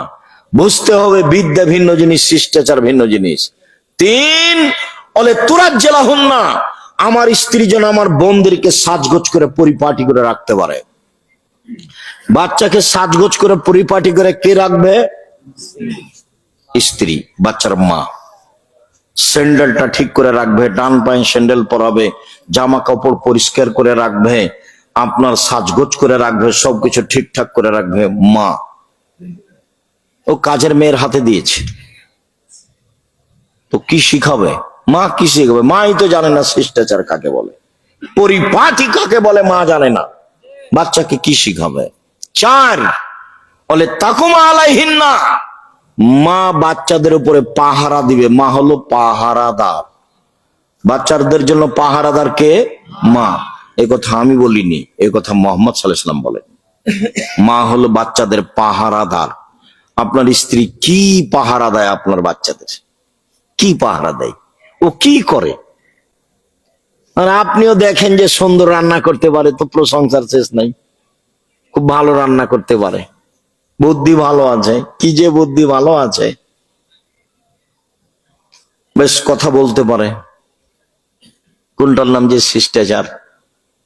সম্মানিত দিনী ভাই বোন, বলছিলাম শিষ্টাচার বাচ্চাকে শিখাবে বাপ, শিষ্টাচার বাচ্চাকে শিখাবে মা। যেদিন শিষ্টাচার নিয়ে কথা হবে সেই দিন, আজকের মতো তোমরা তোমাদের ছেলে মেয়েকে সলাত আদায় করতে বলো 7 বছর বয়সে, পিটিয়ে সলাত আদায় করা 10 বছর বয়সে। 15 বছর বয়সে ছেলে মেয়ে সলাত আদায় করে না, তখনও বাপ বেঁচে আছে, কথা মিথ্যা। 15 বছর বয়সে ছেলে মেয়ে সলাত আদায় করে না, তখনও বাপ বেঁচে আছে, কথা ঠিক নয়, এটা মিথ্যা কথা। বাপ বেঁচে নেই। আব্দুর রাজ্জাক সাহেব আছে তো, আমি নিজে বাপ, তা আমি কেমনে বলি আপনি বাপ? দেখবেন আপনি বাপ কাকে বলে, 1 মিনিট দেখেন তো বাপ কাকে বলে। দেখেন না বুখারী মুসলিমের হাদিস, আপনি জানেন, আবারও মনে পড়বে, বললেই খুব ভালোভাবে মনে পড়বে। দেখেন বাপ কাকে বলে। আয়েশা রাদিয়াল্লাহু তাআলা আনহা বলেন, আমরা যুদ্ধ থেকে আসছিলাম, হঠাৎ করে আমার গলার হার হারিয়ে গেল। হারটা আবার আমি আমার বড় বোনের কাছ থেকে নিয়ে এসেছিলাম। তার বড় বোনের নাম কি? আসমা। আসমার কাছ থেকে আমি ধার নিয়ে এসেছিলাম। হারটা হারিয়ে গেল, আমি খুব চিন্তিত, হার খুঁজে পাই না, কোথায় হার হারালো। জনগণ আমাকে ছেড়ে যেতেও পারে না, এখানে পানি নেই, কেউ ওযুও করতে পারে না, সলাত আদায় কাতে করতে পারে না, সবাই বিপদে। তো জনগণ বলল আমার আব্বাকে গিয়ে, আপনি জানেন আপনার মেয়ে কি করেছে? কি করেছে? আরে আপনার মেয়ে তো হার হারিয়ে দিয়েছে, আমরা তো হার খুঁজেও পাচ্ছি না, এখান থেকে যেতেও পারছি না, এখানে পানিও নেই, ওযুও করতে পারছি না, সলাত আদায় করতে পারছি না, আমরা বড় বিপদে। তাই আমার মেয়েটা ঘটিয়েছে। এখন খাদিজা আয়েশা রাদিয়াল্লাহু আনহা বলছেন, আসলেন আবু বকর, নাম করে বলছেন আবু বকর সিদ্দিক আসলেন। তখন আমার স্বামী আমার উরু রানের উপরে মাথা দিয়ে ঘুমাচ্ছিলেন। এই সময়তে যদি আমাদের দেশের কোন বাপ দেখে যে জামাই মেয়ের উরু রানের উপরে মাথা দিয়ে ঘুমাচ্ছে, তাহলে বাপ এইভাবে ঘুরে যাবে। উল্টে চলে যাবে তাড়াহুড়া করে, তাই না? আমার আব্বা আবু বকর সিদ্দিক যখন রাদিয়াল্লাহু তাআলা আমার কাছে আসলেন, তখন আমার স্বামী আমার উরু আমার রানের উপরে মাথা দিয়ে ঘুমাচ্ছিলেন। ফাল্লাকা জানে লাকসাতান শাদীদা, খুব জোরে থাপড় বা গুতা বা কিল মারলেন আমার কোমরের উপরে। এত জোরে মারলেন, যদি আমার স্বামী আমার উরু রানের উপরে মাথা দিয়ে না ঘুমাতেন তাহলে মায়ের কারণে আমি দৌড়ে সরে যেতাম, এত জোরে মারলেন। বুখারী মুসলিম। পৃথিবীর সবচেয়ে বড় মানুষে মারলেন। নবী রাসূল ব্যতীত পৃথিবীর ইতিহাসে এত বড় মানুষকে জন্ম নেয়নি। আবু বকর সিদ্দিক রাদিয়াল্লাহু তাআলার যে সম্মানী মানুষ পৃথিবীতে কেউ নেই মানুষ হিসাবে। নবী রাসূল বাদ দিলে আদম থেকে নিয়ে কিয়ামত পর্যন্ত সবচেয়ে দামি মানুষকে আবু বকর সিদ্দিক রাদিয়াল্লাহু তাআলা। পৃথিবীর ইতিহাসে এত দামি মানুষ কেউ নেই। সবচেয়ে দামি মানুষ মারলেন, সবচেয়ে দামি মহিলাকে মারলেন। কাকে মারলেন? আয়েশা রাদিয়াল্লাহু তাআলা আনহাকে মারলেন। আল্লাহ রাসূল বলছেন, বহু পুরুষ বড় বড় জান্নাত পাবে, তবে মহিলারা বড় জান্নাত পাবে না, মাত্র 3 জন। 1 ফেরাউনের স্ত্রী আসিয়া, 2 ঈসা আলাইহিস সালামের মা মারিয়াম, 3 ফাজল আয়েশা আলা সাইরিন নিসায়ে কাফাদিল ইসরাইল আলা সাইরিত তমে। আয়েশার সম্মান পৃথিবীতে সকল মহিলার উপরে সারিদ খাদ্য যেমন সব খাদ্যের উপরে সম্মানী ভালো। সারিদ খাদ্য যেমন সবচেয়ে ভালো, গোস্তের ঝোলে রুটি ভিজালে তাকে সারিদ বলে, এইটা যেমন খাদ্যের মধ্যে সবচেয়ে ভালো, সারা পৃথিবীতে নারীর মধ্যে সবচেয়ে ভালো হলো আয়েশা রাদিয়াল্লাহু তাআলা আনহা। আয়েশা রাদিয়াল্লাহু তাআলা আনহাকে মারলেন, জামাইয়ের সামনে মারলেন, সবচেয়ে বড় মানুষের সামনে মারলেন। পৃথিবীর ইতিহাসে আদম থেকে নিয়ে কিয়ামত পর্যন্ত এত বড় মানুষ কেউ জন্ম নেয়নি। তিনি কে? তিনি হচ্ছেন মুহাম্মদ সাল্লাল্লাহু আলাইহি সাল্লাম। সবচেয়ে বড় মানুষে মারলেন, সবচেয়ে বড় মহিলাকে মারলেন, সবচেয়ে বড় মানুষের সামনে মারলেন, বিবাহধারী মেয়েকে মারলেন, পূর্ণ যুবতী মেয়েকে মারলেন, জামাইয়ের সামনে মারলেন, খোলা মাঠে মারলেন, হাত দিয়ে মারলেন। সবচেয়ে বড় মানুষে মারলেন, সবচেয়ে বড় মানুষের সামনে মারলেন, সবচেয়ে বড় মহিলাকে মারলেন, হাত দিয়ে মারলেন, বিবাহধারী মেয়েকে মারলেন, পূর্ণ যুবতী মেয়েকে মারলেন, জামাইয়ের সামনে মারলেন, খোলা মাঠে মারলেন, প্রায় 1400 মানুষের সামনে মারলেন। সবচেয়ে বড় মানুষে মারলেন, সবচেয়ে বড় মহিলাকে মারলেন, সবচেয়ে বড় মানুষের সামনে মারলেন, বিবাহধারী মেয়েকে মারলেন, পূর্ণ যুবতী মেয়েকে মারলেন, জামাইয়ের সামনে মারলেন, হাত দিয়ে মারলেন, দিন দুপুরে মারলেন, প্রায় 1400 মানুষের সামনে মারলেন, খোলা মাঠে মারলেন। এত বড় বাপে এত বড় বেটিকে এত বড় মানুষের সামনে মেরে দিলেন, আর আপনার মেয়েটা ক্লাস 10-এ পড়ে, ঢং ঢং করে মাথায় কাপড় না দিয়ে ঘুরে বেড়াই, আপনি তাকে একটা ধমকও দিতে পারেন না। আপনি আবার বাপ, আপনার মতো বাপ বেঁচে থাকার চেয়ে মরে যাওয়া ভালো। মেয়ে ছেলে এতিম হলে চিন্তা করবেন না, জামিয়া সালাফে 500-র অধিক এতিম অসহায় ছেলে মেয়ে আছে, আপনারটা কাল থেকে লালন পালন করবে ইনশাল্লাহ, চিন্তা নেই। আপনি মরে গেলে এতিম হিসেবে পাঠিয়ে দিবেন, সমস্যা নেই। আলহামদুলিল্লাহ, বিশাল প্রতিষ্ঠান জামিয়া সালাফিয়া, 5000-এর বেশি ছেলে মেয়ে পড়াশোনা করে, 300 জন শিক্ষক শিক্ষিকা আছেন। জামিয়া সালাফে রূপগঞ্জ, নারায়ণগঞ্জ, ঢাকা প্রায় 100 বিঘা জমির উপরে, যেটা রাজশাহী সেটা 50 বিঘা জমির উপরে, রাজশাহী যেটা মহিলা শাখা প্রায় 70 বিঘা জমির উপরে। সামনে 6-7 নভেম্বর রাজশাহীতে সম্মেলন, পাকিস্তান এহসান এলাহি জহিরের ছেলে ইবতেসাম এলাহি জহির থাকবেন, আগামীকাল তিনি আসছেন। বড় বড় দেশের ডক্টরেরা থাকবেন, আমিও আপনাদের সাথে ভাঙাচোরা থাকবো ইনশাআল্লাহ। আন্তরিকভাবে দাওয়াত রইল, বিষয়ভিত্তিক বক্তব্য হবে, অবশ্যই যাবেন। নিজস্ব প্রতিষ্ঠান, দল দিয়ে চলে না, সংগঠন দিয়ে চলে না, শিরক মুক্ত প্রতিষ্ঠান, বিদআত মুক্ত প্রতিষ্ঠান, দল মুক্ত প্রতিষ্ঠান, সংগঠন মুক্ত প্রতিষ্ঠান, হিংসা মুক্ত প্রতিষ্ঠান, দেশের সবচেয়ে বড় প্রতিষ্ঠান জামিয়া সালাফিয়া। আপনার মেয়েকে, আপনার ছেলেকে লালন পালন করার জন্য এক পায়ে দাঁড়িয়ে আছে, চিন্তা করবেন না। এরকম বাপ বেঁচে থাকার চেয়ে মরে যাওয়া ভালো। কি হবে ও দিয়ে? ও তো কিছু বুঝতে পারে না সংসার কি জিনিস। খায়, দিন কাটায়, লাফালাফি করে, হইচই করে, একটু 19-20 হয়ে গেলে মারতে যায়। দলীয় দাপট, দলীয় দাপট, ক্ষমতা, দলীয় দাপট দেখাবে না, সময় 45 মিনিট। যে যত বড় জালেম তার তত সময় কম। ফেরাউনের সময় কয়েক মিনিট ছিল। এই ছেলে, ফেরাউনের কয় মিনিট সময় ছিল? কয়েক মিনিট। যে যত জাতির সামনে অন্যায় করেছে তার সময় তত কম। দলীয় দাপট দেখিয়ে, ক্ষমতা দেখে একদিন বেঁচে থাকবেন না। আদর্শ পরিবার, আপনার সদাচরণ বক্তব্য শোনেন, আপনি বুঝতে পারবেন। সম্মানিত দিনী ভাই বোন, বলছিলাম আলোচনা সংক্ষিপ্ত করে আপনাকে বাস্তব সালাত দেখাই। সাল্লু কামা রাআইতুমুনি উসাল্লি। পৃথিবীর মানুষ, তোমরা সালাত আদায় করো আমাকে যেভাবে সালাত আদায় করতে দেখছো। তো এখন কি মুহাম্মদ সাল্লাল্লাহু আলাইহি ওয়াসাল্লাম বেঁচে আছেন? কিভাবে বলবেন যে আমি রাসূলকে দেখে সালাত আদায় করব? কিভাবে সালাত আদায় করবেন? নির্ভরযোগ্য কিতাব বুখারী মুসলিম, বাংলাটা দেখেন, ব্র্যাকেট দেখিয়েন না, টিকা দেখিয়েন না, হুবহু বুঝতে পারেন কিনা সেটা দেখেন। সাধারণ বইয়ের কথা বলি, রিয়াজুস সালিহিন নাম শুনেছেন? সেখান থেকে দেখেন। আর যদি মনে করেন যে এমনি বলেন কিছু, তাহলে আমিও একটা আপনাদের জন্য ভাঙাচোরা লিখেছিলাম। আমার বুঝ অনুপাতে আমি চেষ্টা করেছি প্রাণপণে।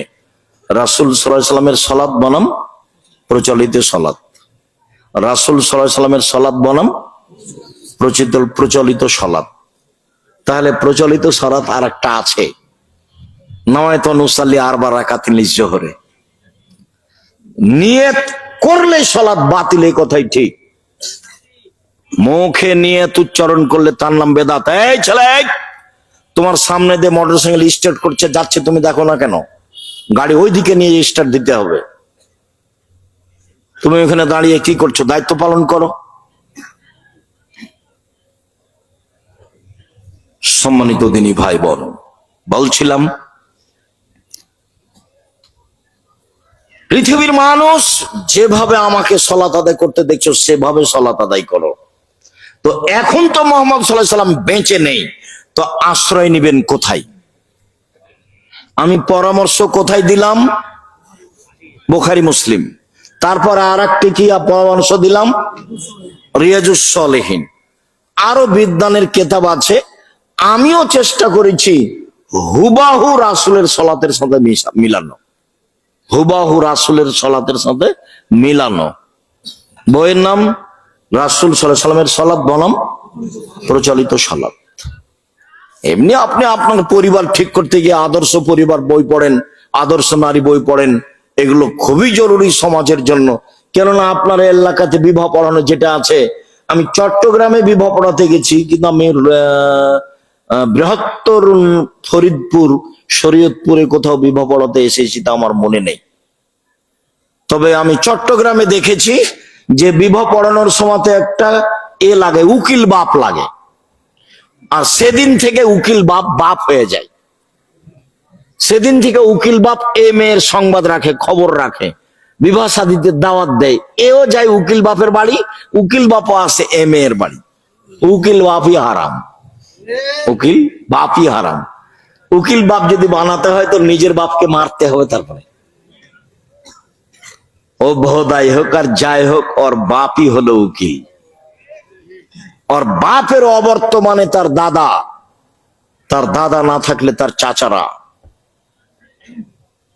তার চাচারা না থাকলে তার ভাইয়েরা, এরাই বিবাহ পড়াবে। অভিভাবক ছাড়া বিবাহ বাতিল, কোর্টের বিবাহ বাতিল, কোর্টের বিবাহ বাতিল। পিতা না থাকলে সে বিবাহ বাতিল, পিতা উপস্থিত না থাকলে সে বিবাহ বাতিল। বের হয়ে গিয়ে পালিয়ে গিয়ে যে বিবাহ বসেছে সেটা বাতিল, সে বিবাহ বাতিল। রাসূল সাল্লাল্লাহু আলাইহি ওয়াসাল্লাম বলেছেন আইয়ো ইমরাতিন নাকাহাত বেগারা ইজনে ওয়ালিহা ফানিকাহু বাতিল ফানিকাহু বাতিল ফানিকাহু বাতিল। যে বিবাহ বাপ ছাড়া হবে সেই বিবাহ বাতিল, সে বিবাহ বাতিল, সে বিবাহ বাতিল। এই কথা মুহাম্মদ সাল্লাল্লাহু আলাইহি ওয়াসাল্লাম বলেন।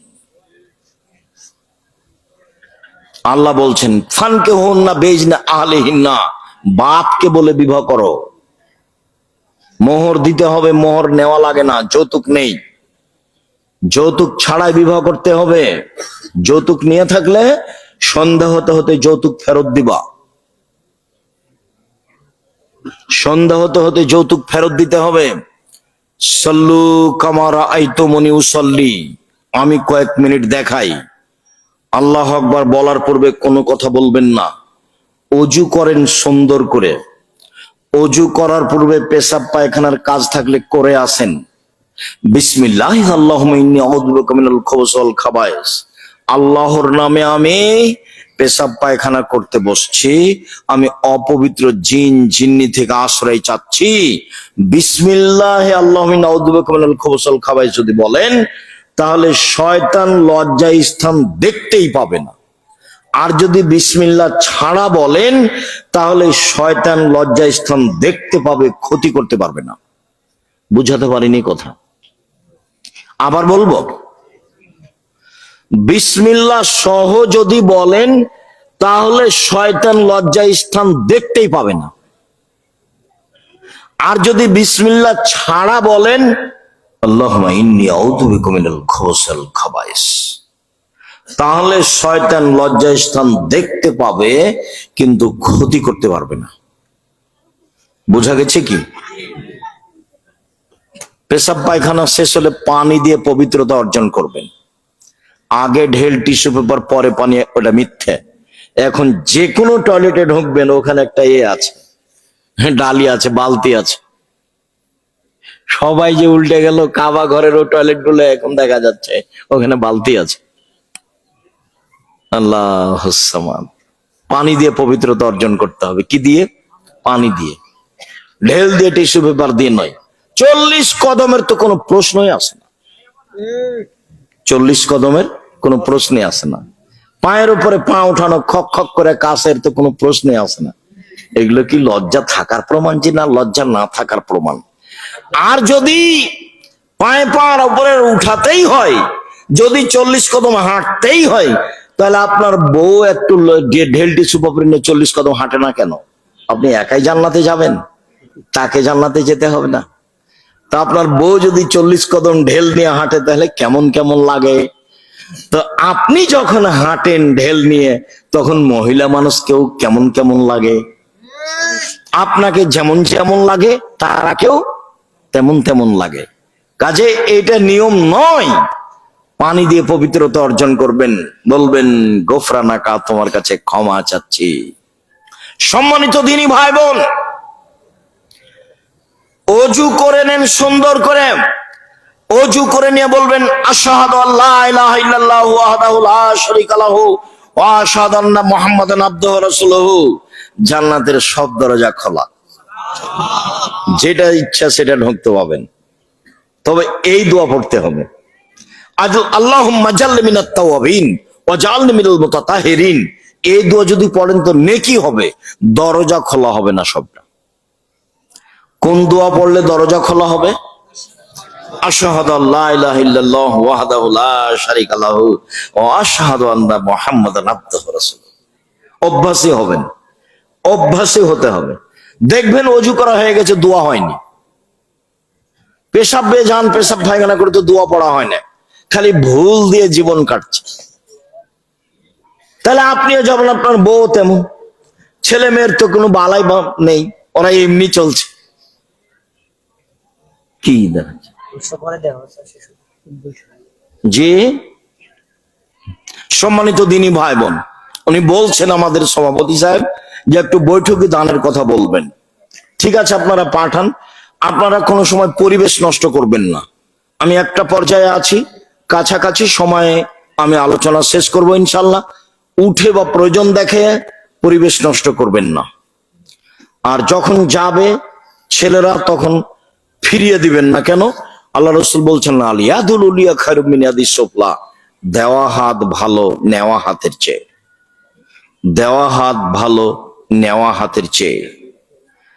পয়সা উপার্জনের চারটা পথ: এক, দিন মজুরি, সন্ধ্যায় টাকা শেষ হবে। দুই, চাকরি, সাধারণত 25 দিনে শেষ হবে, বাকি 5 দিন ধার কর্জ করে চলবে। তিন, জমি চাষ, সমান সমান, নইলে লস। চার, ব্যবসা। তখন আল্লাহ রসুল বলছেন, সত্যবাদী বিশ্বস্ত ব্যবসায়ীরা জান্নাতে নবীদের সাথে থাকবেন। তাহাজ্জুদ পড়ে নবীর সাথে থাকা যায় না। নবীর সাথে থাকার একটা পথ আছে, আজকে আর একটা বের হলো। নবীর সাথে থাকার একটা পথ একটু আগে বলেছি, সেটা কি? 2টা মেয়ে, 3টে মেয়ে, 2টা মেয়ে। আর আজ আর একটা পথ বের হলো, কি? সত্যবাদী ব্যবসায়ী। অবাক কথা, ব্যবসা কি জিনিস? নবীর সাথে থাকার সুযোগ হবে। কাজে ব্যবসা করে উপার্জন করে জীবিকা নির্বাহ করবেন, তাহলে 10 টাকা দান করতে পারবেন ফকির মিসকিন এতিম অসহায়। এবং এইরকম প্রতিষ্ঠানকে রাসূল সাল্লাল্লাহু আলাইহি ওয়াসাল্লাম বলেন, প্রত্যেক দিন সকালে 2 জন ফেরেশতা নেমে আসেন আকাশ থেকে। একজন বলেন, আল্লাহ যে যতটুকু দিল তুমি তার ততটুকু পূর্ণ করে দাও, যে যতটুকু দিল না তুমি তার ততটুকু ক্ষতি করে দাও। ক্ষতি হবেই। আপনি যদি এখন 10 টাকা দান না করেন, তাহলে 10 টাকা ক্ষতি হবেই, আমি বুঝতে পারি আর না পারি। যার কারণে দান যখন কেউ চাইবে, তখন আপনি বিরত হবেন না, কিছু না কিছু দিবেন। তবে যেখানে করে সেখানে একটু দেখবেন দানের জায়গাটা শিরক বেদাতের নাকি। দানের জায়গাটা যদি আবার শিরক বেদাতের হয়, তাহলে তো আপনার অন্যায়ের সাথে সহযোগিতা করা হলো। 10 জন ছেলেকে হিফজখানা থেকে পড়তে নিয়ে গেছে একটা লোক, তাই 1 ঘন্টা পড়েছে। পড়ার পরে বলছে হাফেজ সাহেব যে হয়ে গেছে, পড়া হয়ে গেছে। তখন উনি বেশ খাওয়ার ভালো দিয়েছেন, টাকাও দিয়েছে। এরা বাড়ি যাচ্ছে আর বলছে, তুই কতটুকু পড়েছিলি? আমি 1 পৃষ্ঠা পড়েছি। তুই কতটুকু? আমি পড়িনি, খালি মাথা ঝোঁকাচ্ছিলাম। বড় টুপি মাথায় আছে, ওপর একটা রুমাল আছে। হিফজ কোনো বিদ্যা নয়, হিফজ হলো সহযোগী বিদ্যা, হিফজ কোনো বিদ্যা নয়। ভারত, বাংলাদেশ, পাকিস্তানের লোক বুঝলো যে হিফজ বিদ্যা, বলছে হাফেজ সাহেব বলে সম্মান দিচ্ছে। সম্মান মানুষে পাবে, সেটা ভিন্ন কথা, কিন্তু কোরআনের হাফেজ ও তো অল্প মুখস্থ আছে। আপনার মুখস্থ আছে নাস আর ফালাক, আর ওর মুখস্থ আছে বাকারা আর আল ইমরান। এইটুকু পার্থক্য। ওও জানে না কি আছে, আমিও জানি না কি আছে। 2 জন সমান সমান, দোনোকে দোনো বারাবার হয়। কোরআন হাদিস শিক্ষার জন্য প্রতিষ্ঠান খুলতে হবে, আর অংশ হিসাবে হিফজখানা পাশে রেখে দিতে হবে। হিফজ হলো সহযোগী বিদ্যা, এই আসল বিদ্যা নয়। হিফজ করলে ছেলেটা ভালো হাফেজ হলে কোরআন মাজিদ ভালো একটু কাজে লাগাতে পারবে। আর যদি ভালো মুখস্থ না থাকে, তাহলে এমনিতে ওই যে একটু আগে বললাম, আপনার মুখস্থ আছে কি? নাসার ফালাক, আর ওর মুখস্থ কি আছে? বাকারা আল ইমরান। এ হলো পার্থক্য। দোনোকে দোনো বারাবার হয়, 2 জনই সমান সমান। সম্মানিত দিনী ভাই বোন, কেউ সামনে গেলে সহযোগিতার জন্য, সে খালি চলে যাক, এটা যেন আপনার না হয়। নিজের কাছে 10 টাকা না থাকলে কারোর কাছ থেকে নিয়ে দিয়ে দিবেন। বলছিলাম, আল্লাহ আকবার বলার পূর্বে কোনো কথা নেই। 2 পায়ের মাঝে ফাঁকা রাখতে হবে, শরীরের ভারসাম্য বজায় রেখে যতটুকু ফাঁকা লাগে। বোঝা গেল না কথা? 2 পায়ের মাঝে কতটুকু ফাঁকা থাকবে? শরীরের ভারসাম্য বজায় রাখতে যতটুকু লাগে। চাঁপাইনবাবগঞ্জে মহিলা বৈঠকে বলেছে বুবুরা, যে বুবু যখন নামাজে দাঁড়াবা বুবু, তখন 2 পায়ের গোড়ালি জমা করিও বুবু, নইলে লজ্জাস্থানের যোগাযোগ বুবু মাটির সাথে হবে, মাটি অভিশাপ করবে। বুবুর সব কথাই নাকি বুখারীতে আছে। নাউজুবিল্লাহ।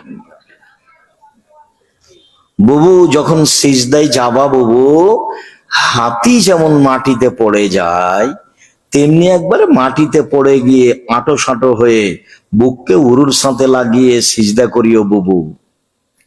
যদি বুককে উরু থেকে পৃথক রাখো বুবু, তাহলে স্তন ঝুলন্ত থাকবে বুবু, পর্দার ব্যাঘাত ঘটবে বুবুর। সব কথাই নাকি বুখারীতে আছে। নাউজুবিল্লাহ। বুবুর গায়ে ব্লাউজ আছে, শাড়ি আছে, গায়ে চাদর আছে, পর্দার ব্যাঘাত ঘটলো কিভাবে? অবাক কথা। বুক এবং উরুর মধ্যে এই পরিমাণ ফাঁকার চেষ্টা করতে হবে যেন এটা ছাগলের বাচ্চা পার হয়ে যায়। একাধিক হাদিস, দুই একটা নয়, একাধিক হাদিস। পুরুষ নারী একই। পৃথিবীর মানুষ আমাকে যেভাবে সালাত আদায় করতে দেখছো সেভাবে করো। পুরুষ নারী সব। আয়েশা এভাবে পড়তেন রাদিয়াল্লাহু তাআলা, খাদিজা এভাবেই পড়তেন যেভাবে পুরুষ পড়ে। পার্থক্য এতটুক যে মহিলা ইমামের ভুল হলে মুক্তাদিরা স্মরণ করাবে হাতের বাম হাতের পিঠের উপরে ডান হাতের তালু মেরে, ভুল হয়েছে। আর মহিলা ইমাম লাইনে থাকবে, সামনে যেতে পাবে না। এছাড়া পদ্ধতিগত কোনো নাই, 19-20 নাই, সব একই। আল্লাহু আকবার বলার সময় দুই হাত কাঁধ সামনাসামনি উঠবে, কানের লতি সামনাসামনি উঠবে। আল্লাহু আকবার এটা নয়, আল্লাহু আকবার এটা নয়, কানের লতিতে লাগানো যাবে না। আল্লাহু আকবার এটা নয়। কোনটা দেখালাম? দেখেননি মনে হয়। আল্লাহু আকবার এটা নয়। এক খেয়ালে থাকবেন, আমার দিকে চেয়ে থাকবেন। সবটাই না। কোনটা না? আল্লাহু আকবার এটা না, আল্লাহু আকবার এটা না, আল্লাহু আকবার এটা নয়। তাহলে কোনটা? আল্লাহু আকবার। কাঁধ সামনাসামনি, আর একটু উঠুক, কাঁধের লতি সামনাসামনি। ডান হাতের কবজি বাম হাতের কবজির উপরে রেখে বুকের উপরে রাখবেন। নাভির নিচে রাখার 3টা হাদিস আছে, 3টাই অগ্রহণীয়। বুকের উপরে রাখার 5টা হাদিস আছে, 5টাই গ্রহণীয়। বুখারীতে এসেছে বাহুর উপরে বাহু, তখন বুক থেকে একটু নিচে যাবে, তবে নাভি থেকে অনেক উপরে। বাহু থেকে বাহু। বুখারী দেখে ঠিক করে। প্রথমে সানা পড়বেন, যেটা আপনার সহজ হয়। যদি আগে থেকে যেটা মুখস্থ আছে সেটাও চলে। সেটা কি? সুবহানাকা আল্লাহুম্মা ওয়া বিহামদিকা ওয়া তাবারাকা ইসমুকা ওয়া তাআলা জাদ্দুকা ওয়া লা ইলাহা গায়রুক। কেন আগে থেকে আছে? শরীয়তপুরের জন্য। যদি শরীয়তপুর না হয়ে চাঁপাইনবাবগঞ্জ রাজশাহী হতো তাহলে মুখস্থ থাকতো আল্লাহুম্মা বাহিদ বাইনি ওয়া বাইনা খাতায়ায়া কামা বাহাত্তা বাইনাল মাশরিকি ওয়াল মাগরিব আল্লাহুম্মা নাক্কিনি মিনাল খাতায়া কামা ইয়ানাক্কা সাবুল আবিয়্যু মিনাত দানাস আল্লাহুম্মা আগসিল খাতায়ায়া বিল মাই ওয়াস সালজি ওয়াল বারাদ। খুব গুরুত্বপূর্ণ দোয়া। আপনি এটাও মুখস্থ করতে পারেন। দেখেন খুব লম্বা মনে হবে নাকি? ওয়াজ্জাহাতু ওয়াজহিয়া লিল্লাযী ফাতারাস সামাওয়াতি ওয়াল আরদ হানিফাও ওয়া মা আনা মিনাল মুশরিকিন ইন্না সলাতি ওয়া নুসুকি ওয়া মাহিয়া ওয়া মামাতি লিল্লাহি রাব্বিল আলামিন লা শারীকা লাহু ওয়া বিযালিকা উমিরতু ওয়া আনা মিনাল মুসলিমিন আল্লাহুম্মা আনতাল মালিকু লা ইলাহা ইল্লা আনতা আনতা রাব্বি ওয়া আনা আবদুকা ই তারাফতু জামবি জালামতু নাফসি ওয়া তারাফতু বিজামবি ফাগফিরলি যুনুবি জামিয়া ইন্নাহু লা ইয়াগফিরু যুনুবা ইল্লা আনতা ওয়াহদিনি লি আহসানিল আখলাক লা ইয়াহদি লি আহসানা ইল্লা আনতা ওয়াহদিনি ওয়াকিনি মিন শাররিহা লা ইয়াকিনি মিন শাররিহি ইল্লা আনতা লাব্বাইকা ওয়া সাদাইকা আল খায়রু কুল্লুহু ফি ইয়াদাইকা ওয়া শাররু লাইসা ইলাইকা আনা বিকা ওয়া ইলাইকা তাবারাকতা ওয়া তাআলাইতা আস্তাগফিরুকা ওয়া আতুবু ইলাইকা। লম্বা হয়ে গেল। যাক, আগেরটা সহজ। আর যেটা আগে থেকে মুখস্থ আছে সেটাও আছে। আজকে আরেকটা সহজ বলি। আল্লাহু আকবার বলে আল্লাহু আকবার কবীরা, আল্লাহু আকবার কবীরা, আল্লাহু আকবার কবীরা, আলহামদুলিল্লাহি কাসীরা, আলহামদুলিল্লাহি কাসীরা, আলহামদুলিল্লাহি কাসীরা, ওয়া সুবহানাল্লাহি বুকরাতান ওয়া আসীলা, ওয়া সুবহানাল্লাহি বুকরাতান ওয়া আসীলা, ওয়া সুবহানাল্লাহি বুকরাতান ওয়া আসীলা, মিন হামজিহি ওয়া নাফসিহি ওয়া নাফখিহি। ভারী হয়ে গেল? এটা সহজ আছে। তবে যাক, আগে যেটা আছে সেটাই থাক। জি, আলহামদুলিল্লাহ, জাযাকুমুল্লাহ খায়র। তাহলে এটাই বাছাই করেন, আল্লাহুম্মা বাঈদ বাইনি ওয়া বাইনা খাতায়ায়া কামা বা'আদতা বাইনাল মাশরিক ওয়াল মাগরিব।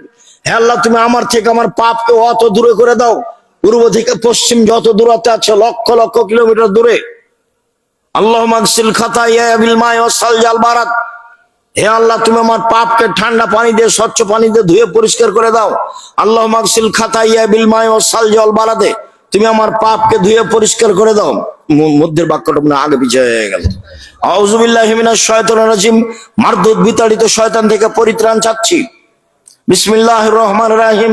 পরম দাতা দয়ালুর নিকটে দয়ালুর নামে আরম্ভ করছি। আলহামদুলিল্লাহি রাব্বিল আলামিন। বিশ্ব জগতের প্রতিপালকের প্রশংসা। আর রহমানির রহিম, তিনি হচ্ছেন পরম দাতা দয়ালু। মালিক ইয়াউমিদ্দিন, তিনি হচ্ছেন বিচার দিনের মালিক। ইয়াকা না'বুদু, একমাত্র তোমার ইবাদত করি।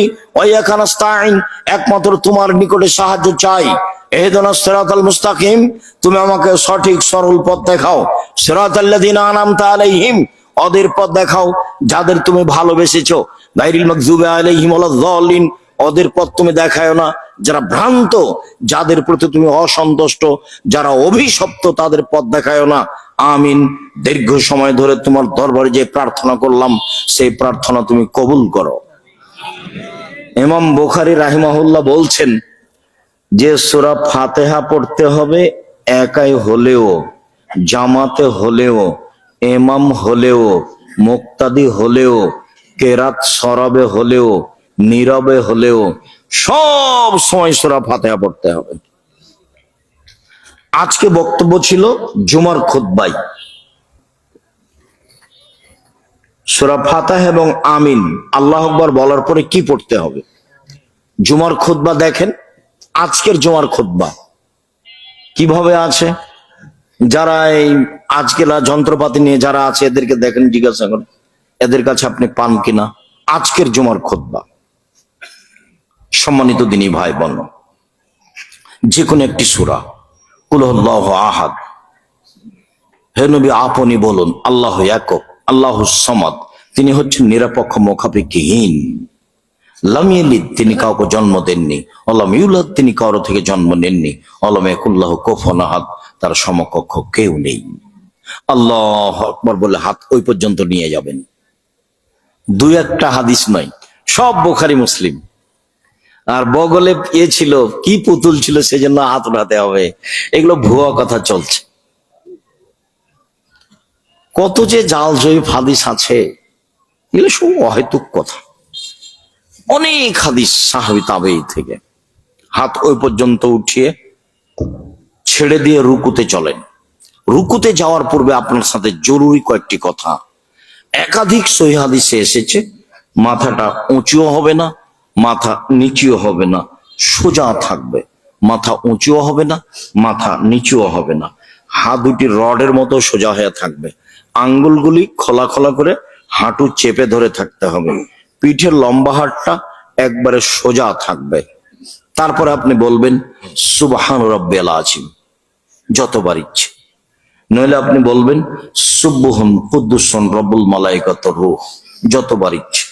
নইলে আপনি বলবেন সুবহানা জিল জাবরুতি ওয়াল মালাকুতি ওয়াল কিবরি ওয়াল আজমা যতবার ইচ্ছে।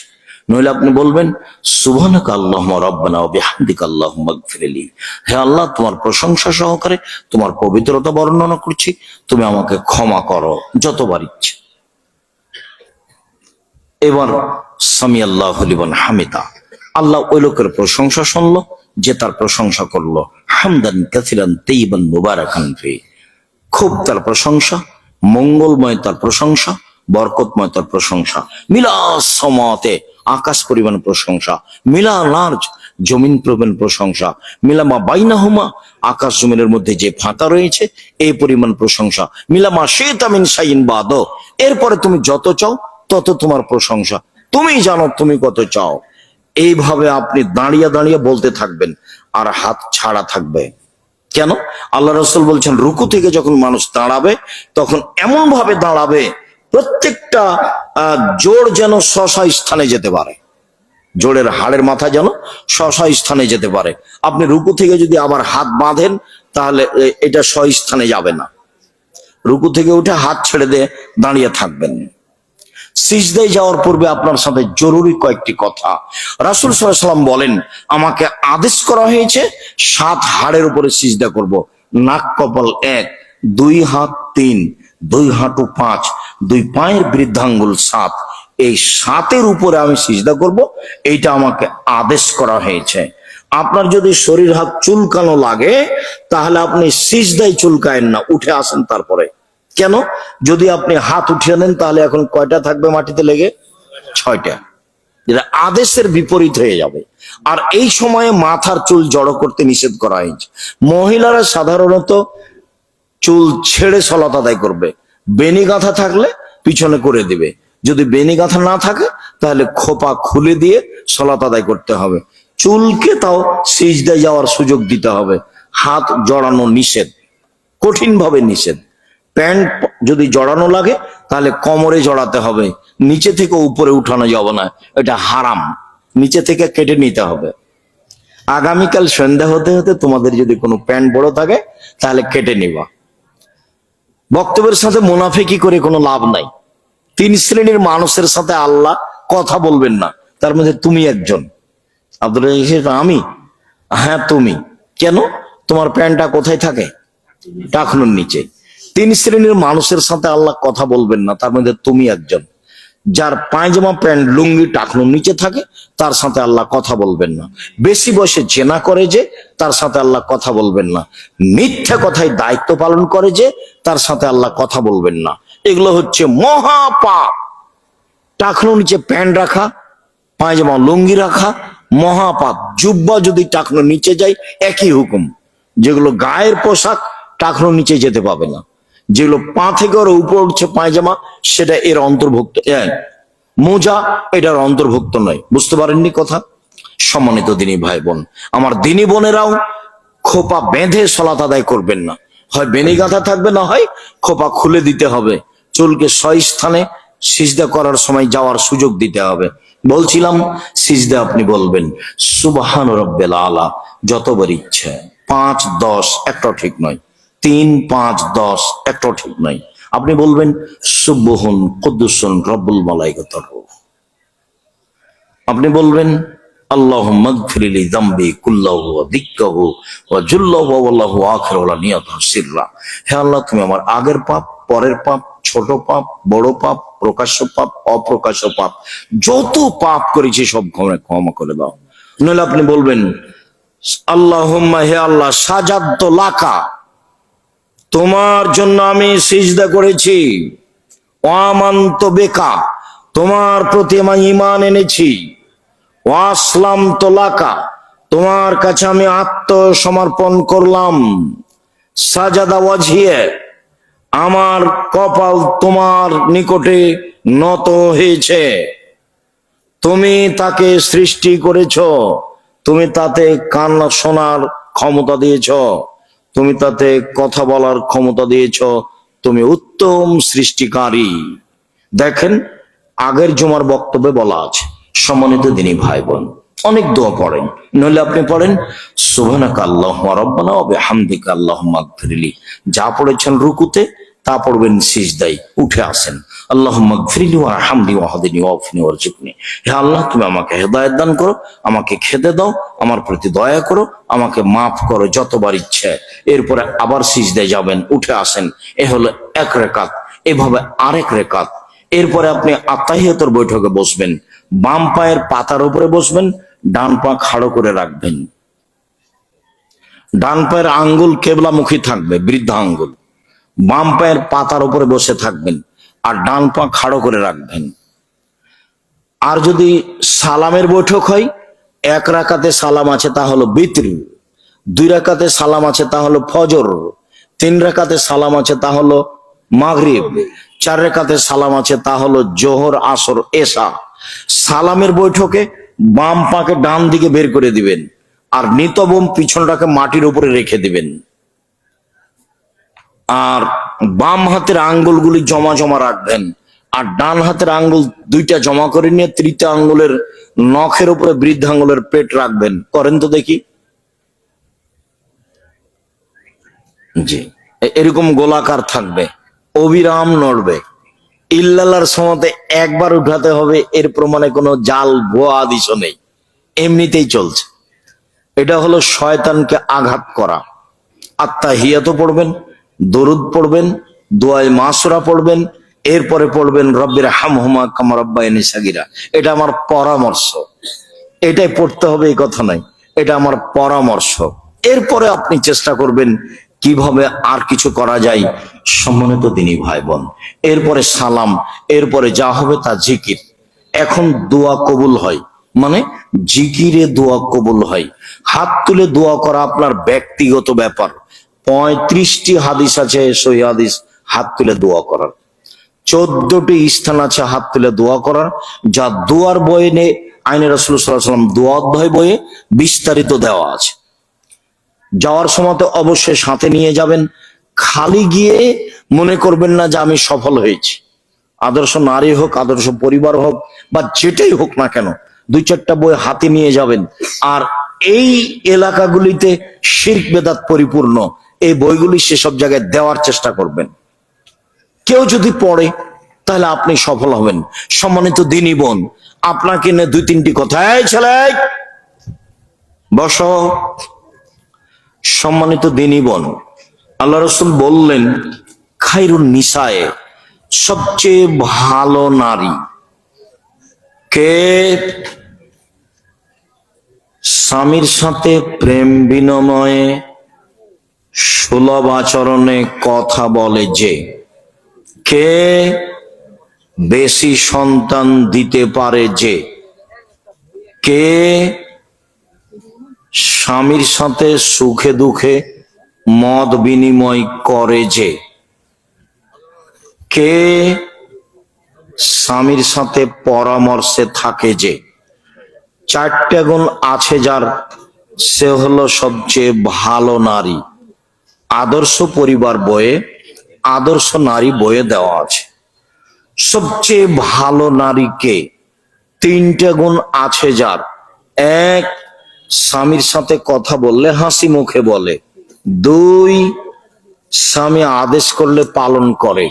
3, স্বামী যখন বাড়িতে থাকে না তখন নিজেকে এবং স্বামীর সম্পদকে হেফাজতে রাখে। এ হলো সবচেয়ে ভালো নারী।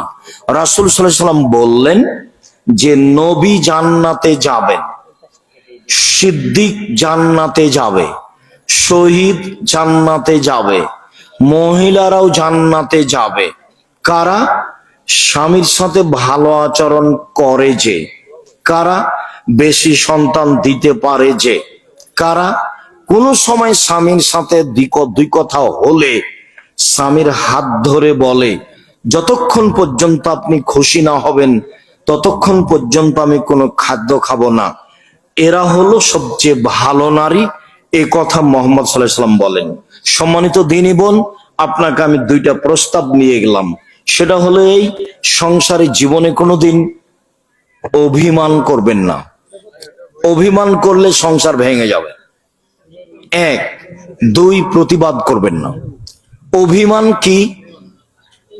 তোমাকে আমি বলেছিলাম যে তুমি একদিন আমাকে ঢাকা শহর দেখতে নিয়ে যাও, এর নাম অভিমান। অভিমান কি? সবাই তো দিনাজপুর স্বপ্নপুরী দেখতে চাই, আমাকে নিয়ে যাও না, এর নাম অভিমান। অভিমান করলে পূরণ না হলেই শয়তান আপনার পিছে লেগে যাবে, বলবে শয়তান আপনাকে যে তোর কোনো অভিমান পূর্ণ হয় না, তখন আপনি তার সাথে সংসার করতে পারবেন না। আরেকটা হলো এই প্রতিবাদ। তোমার মা এই কথা বললো কেন, তোমার বাপ এ কথা বললো কেন, কোনো প্রতিবাদ নেই, চুপচাপ থাকবেন। তাহলে দেখবেন শয়তান কোনো কাজ করতে পারছে না।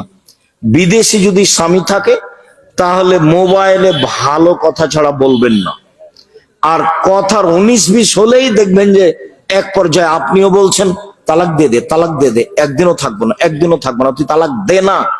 তখনও বলছে ঠিক আছে তোকে তালাক দিলাম, 1 2 3 3 তালাক দিলাম। এখন পাশে জিজ্ঞাসা করা হয়েছে, তখন বলছে যে 1 রাতের জন্য বিবাহ দিতে হবে। এবার বুদ্ধি, কঠিন অবস্থা, এই কাজ করবেন না। আর আপনাকে বলছি যারা বিদেশে আছেন, তালাক শব্দ বাদ দিয়ে কথা বলেন।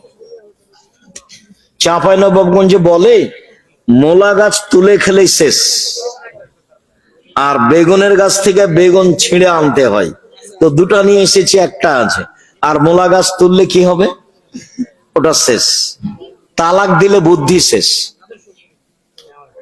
আর যদি একসাথে 3 তালাক দেন তো শতকরা 95 জন লোক বলছে যে গেছে, তাহলে এটাও বেকায়দা। কাজে তালাকের শব্দ মুখে ব্যবহার করবেন না, স্ত্রীর সাথে ভালো আচরণ করবেন। সম্মানিত দিনী ভাই বোন, আমরা আপনাদেরকে আলোচনার শেষে এসে 5 ওয়াক্ত সালাত আদায়ের জন্য আন্তরিকভাবে অনুরোধ জানাচ্ছি। সম্মানিত দিনী ভাই বোন, স্ত্রীর সাথে ছেলে মেয়ের সাথে ভালো আচরণ করার জন্য আন্তরিকভাবে অনুরোধ জানাচ্ছি। আমার দিনী বোনদেরকে শক্তভাবে পর্দায় থাকার জন্য অনুরোধ জানাচ্ছি। সাথে সাথে বলছি, অবশ্যই নভেম্বরের 6 তারিখ 7 তারিখ রাজশাহী যাবেন, অবশ্যই যাবেন। জামিয়া সালাফিয়া ভর্তির তারিখ 1 জানুয়ারি, ডিসেম্বরে ফর্ম, 1 জানুয়ারি ভর্তি। যাওয়ার সময় সবাই বই পুস্তক নিয়ে যাবেন। ও আমি কিছু পত্রিকা কিনেছি আপনাদের ফ্রি দেওয়ার জন্য, তো একটা পত্রিকা কিনলে আমারটা ফ্রি পাবেন। ওটা আমি কিনেছি আপনাদের ফ্রি দেওয়ার জন্য, কিন্তু আপনারা পয়সা খরচ করেন, নিজে নিতে পারেন না। পত্রিকা ছাপাই 16,000, আমি আমার টাকা দিয়ে ছাপাই না, আপনাদের টাকা দিই। প্রতি মাসে বেতন লাগে 40 লাখ, 40 লক্ষ মাসে বেতন লাগে। তো এটা আমার টাকা নয়, সব আপনাদের টাকা। কিভাবে দেন, কিভাবে চলে সেটা আমি জানি না, চলছে তাই দেখছি। যাওয়ার সময়তে পত্রিকা সাথে নিয়ে যাবেন, অন্যান্য বই সহ। শুক্রিয়া, জাযাকুমুল্লাহ খায়ের। সকল দিনী ভাই বোনকে আজকের আলোচনা যথাযথভাবে মূল্যায়ন করার আন্তরিকভাবে অনুরোধ জানিয়ে আমি আলোচনার শেষে চলে আসলাম। কিছু জিজ্ঞাসা। যাওয়ার সময়তে সবাই বই পুস্তক সাথে নিয়ে যাবেন, আল ইতেসাম পত্রিকা সাথে নিয়ে যাবেন। শায়েখ, আমাদের মসজিদে মহিলাদের আলাদা কোনো ব্যবস্থা নেই, আর্থিক সমস্যার কারণে ব্যবস্থা করা সম্ভব না, তাই 6-7 গজ দূরে পাশেই টিন দিয়ে মহিলাদের জুমার সালাত ও তারাবির সালাত ব্যবস্থা করলে তা কি কবুল হবে? জি হবে, সমস্যা নেই, করেন, ব্যবস্থা করেন। যতদিন করতে না পারেছেন সেখানে মেয়েরা সালাত আদায় করবে, সমস্যা নেই। জোরে আমিন বলার ফায়দা কি? আমি ফায়দা জানি না, আদেশ জোরে আমিন বলতে হবে, সব সহিহ হাদিস। আর চুপে আমিন বলার কোন দুনিয়াতে হাদিস নাই। 3টে জয়ীফ হাদিস আছে আস্তে আমিন বলার, এরকম মানে শব্দ হবে, বর্ণনা জয়ীফ। আর জোরে হবে, বুখারীর বর্ণনা এসেছে একবারে মসজিদ গম গম করে উঠবে। ফায়দার সাথে কোনো কথা নেই। রাসূল সাল্লাল্লাহু আলাইহি ওয়াসাল্লাম বলেছেন, বাস ফায়দা দিয়ে তুমি কি করবা?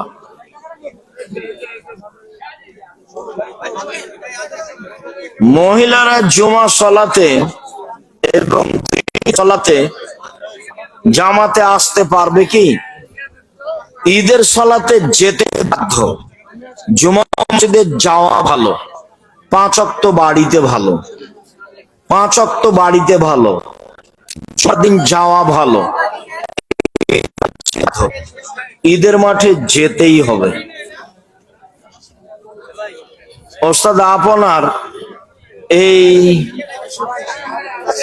বিরাট প্রতিষ্ঠানের প্রতি মাসে খরচ কি পরিমাণ?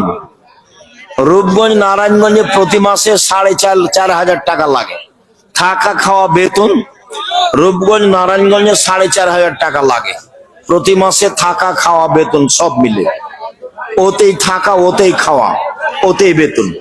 আর রাজশাহীতে লাগে ৩৫০০ টাকা। আর আব্দুল্লাহর ইন্টারন্যাশনালে কত যেন লাগে, ১০-১৫ হাজার লাগে মনে হয়।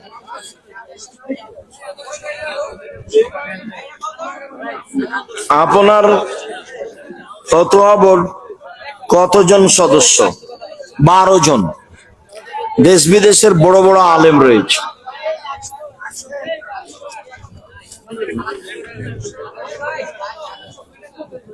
কি যেন মাসিক আল ইতেসাম সদস্য, এদের সাথে কথা বলো। আরো যে ছেলেটা, তোমার নাম কি? রাজীব।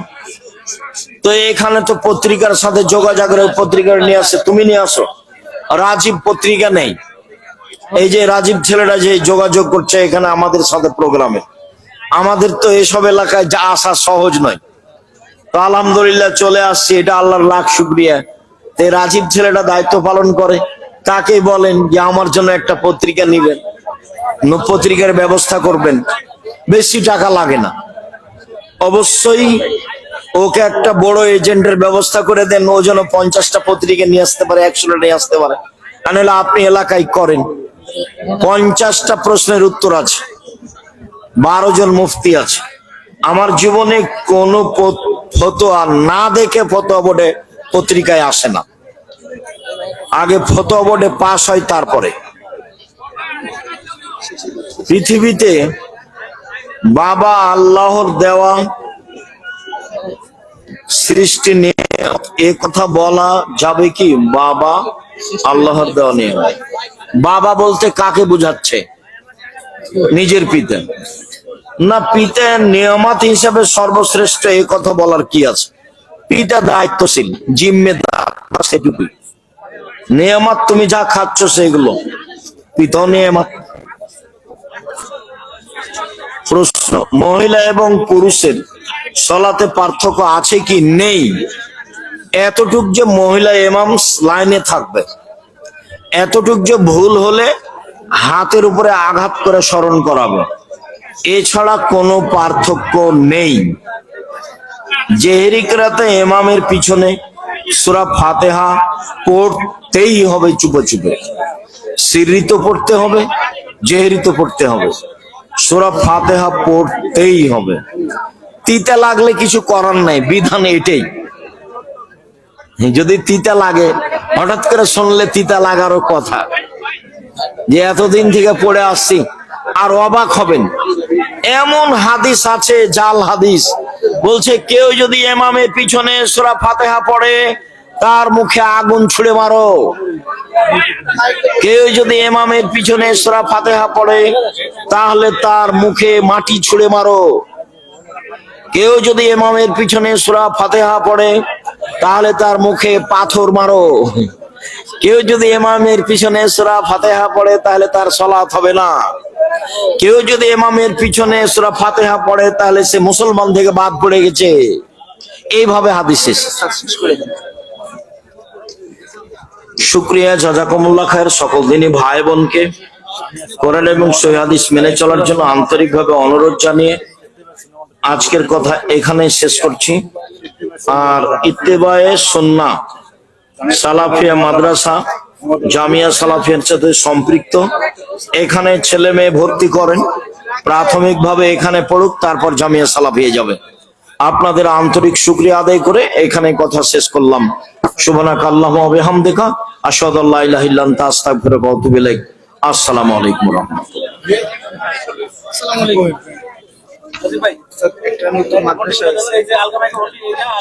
তোমরা বলো,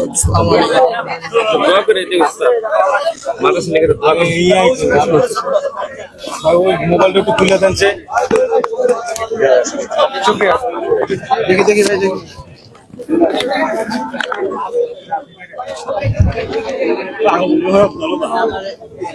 হ্যালো,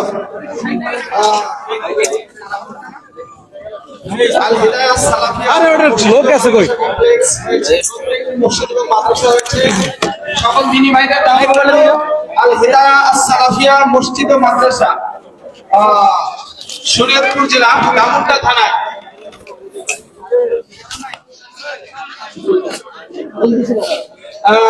প্রিয় ভাইরা, খুব আনন্দের একটি সংবাদ হচ্ছে পূর্ব ডামুড্ডাজি আল হিদায়া সালাফিয়া মসজিদ ও মাদ্রাসা কমপ্লেক্স, শরীয়তপুর জেলার ডামুড্ডা থানা পূর্ব ডামুড্ডা। সবার দাওয়াত রইল নতুন প্রতিষ্ঠানে, সবাই যাবেন প্রতি শুক্রবার অন্যান্য শায়েখরা আসেন খুতবা দিতে। প্রিয় দিনী ভাই, একটি আনন্দের বিষয় হচ্ছে আগামী 17 ডিসেম্বর দারুস সুন্নাহ সালাফি মাদ্রাসা রামভদ্রপুর ভেতরগঞ্জ, আগামী 17 ডিসেম্বর আব্দুল্লাহ বিন আব্দুর রাজ্জাক ভাই আসবে। উস্তাদের বড় ছেলে আব্দুল্লাহ বিন আব্দুর রাজ্জাক আগামী 17 ডিসেম্বর দারুস সুন্নাহ সালাফি মাদ্রাসা রামভদ্রপুর ভেদরগঞ্জ, ওখানে আব্দুল্লাহ বিন আব্দুর রাজ্জাক হাফিজাহুল্লাহ আসবে। আপনাদের সকলের দাওয়াত রইল, সবাই আসবেন। সবার জন্য শুভকামনা। আসসালামু আলাইকুম।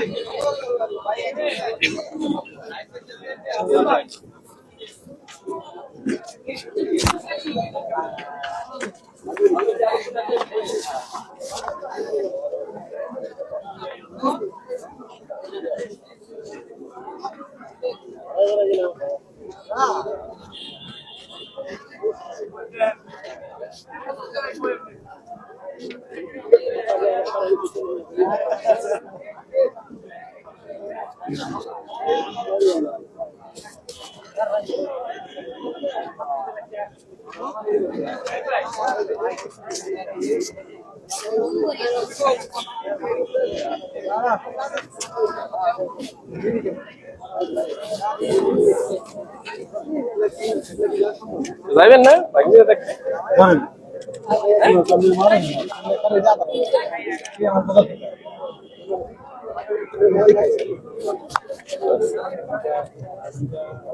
ভাই, এ দাউদ ভাই চলেন।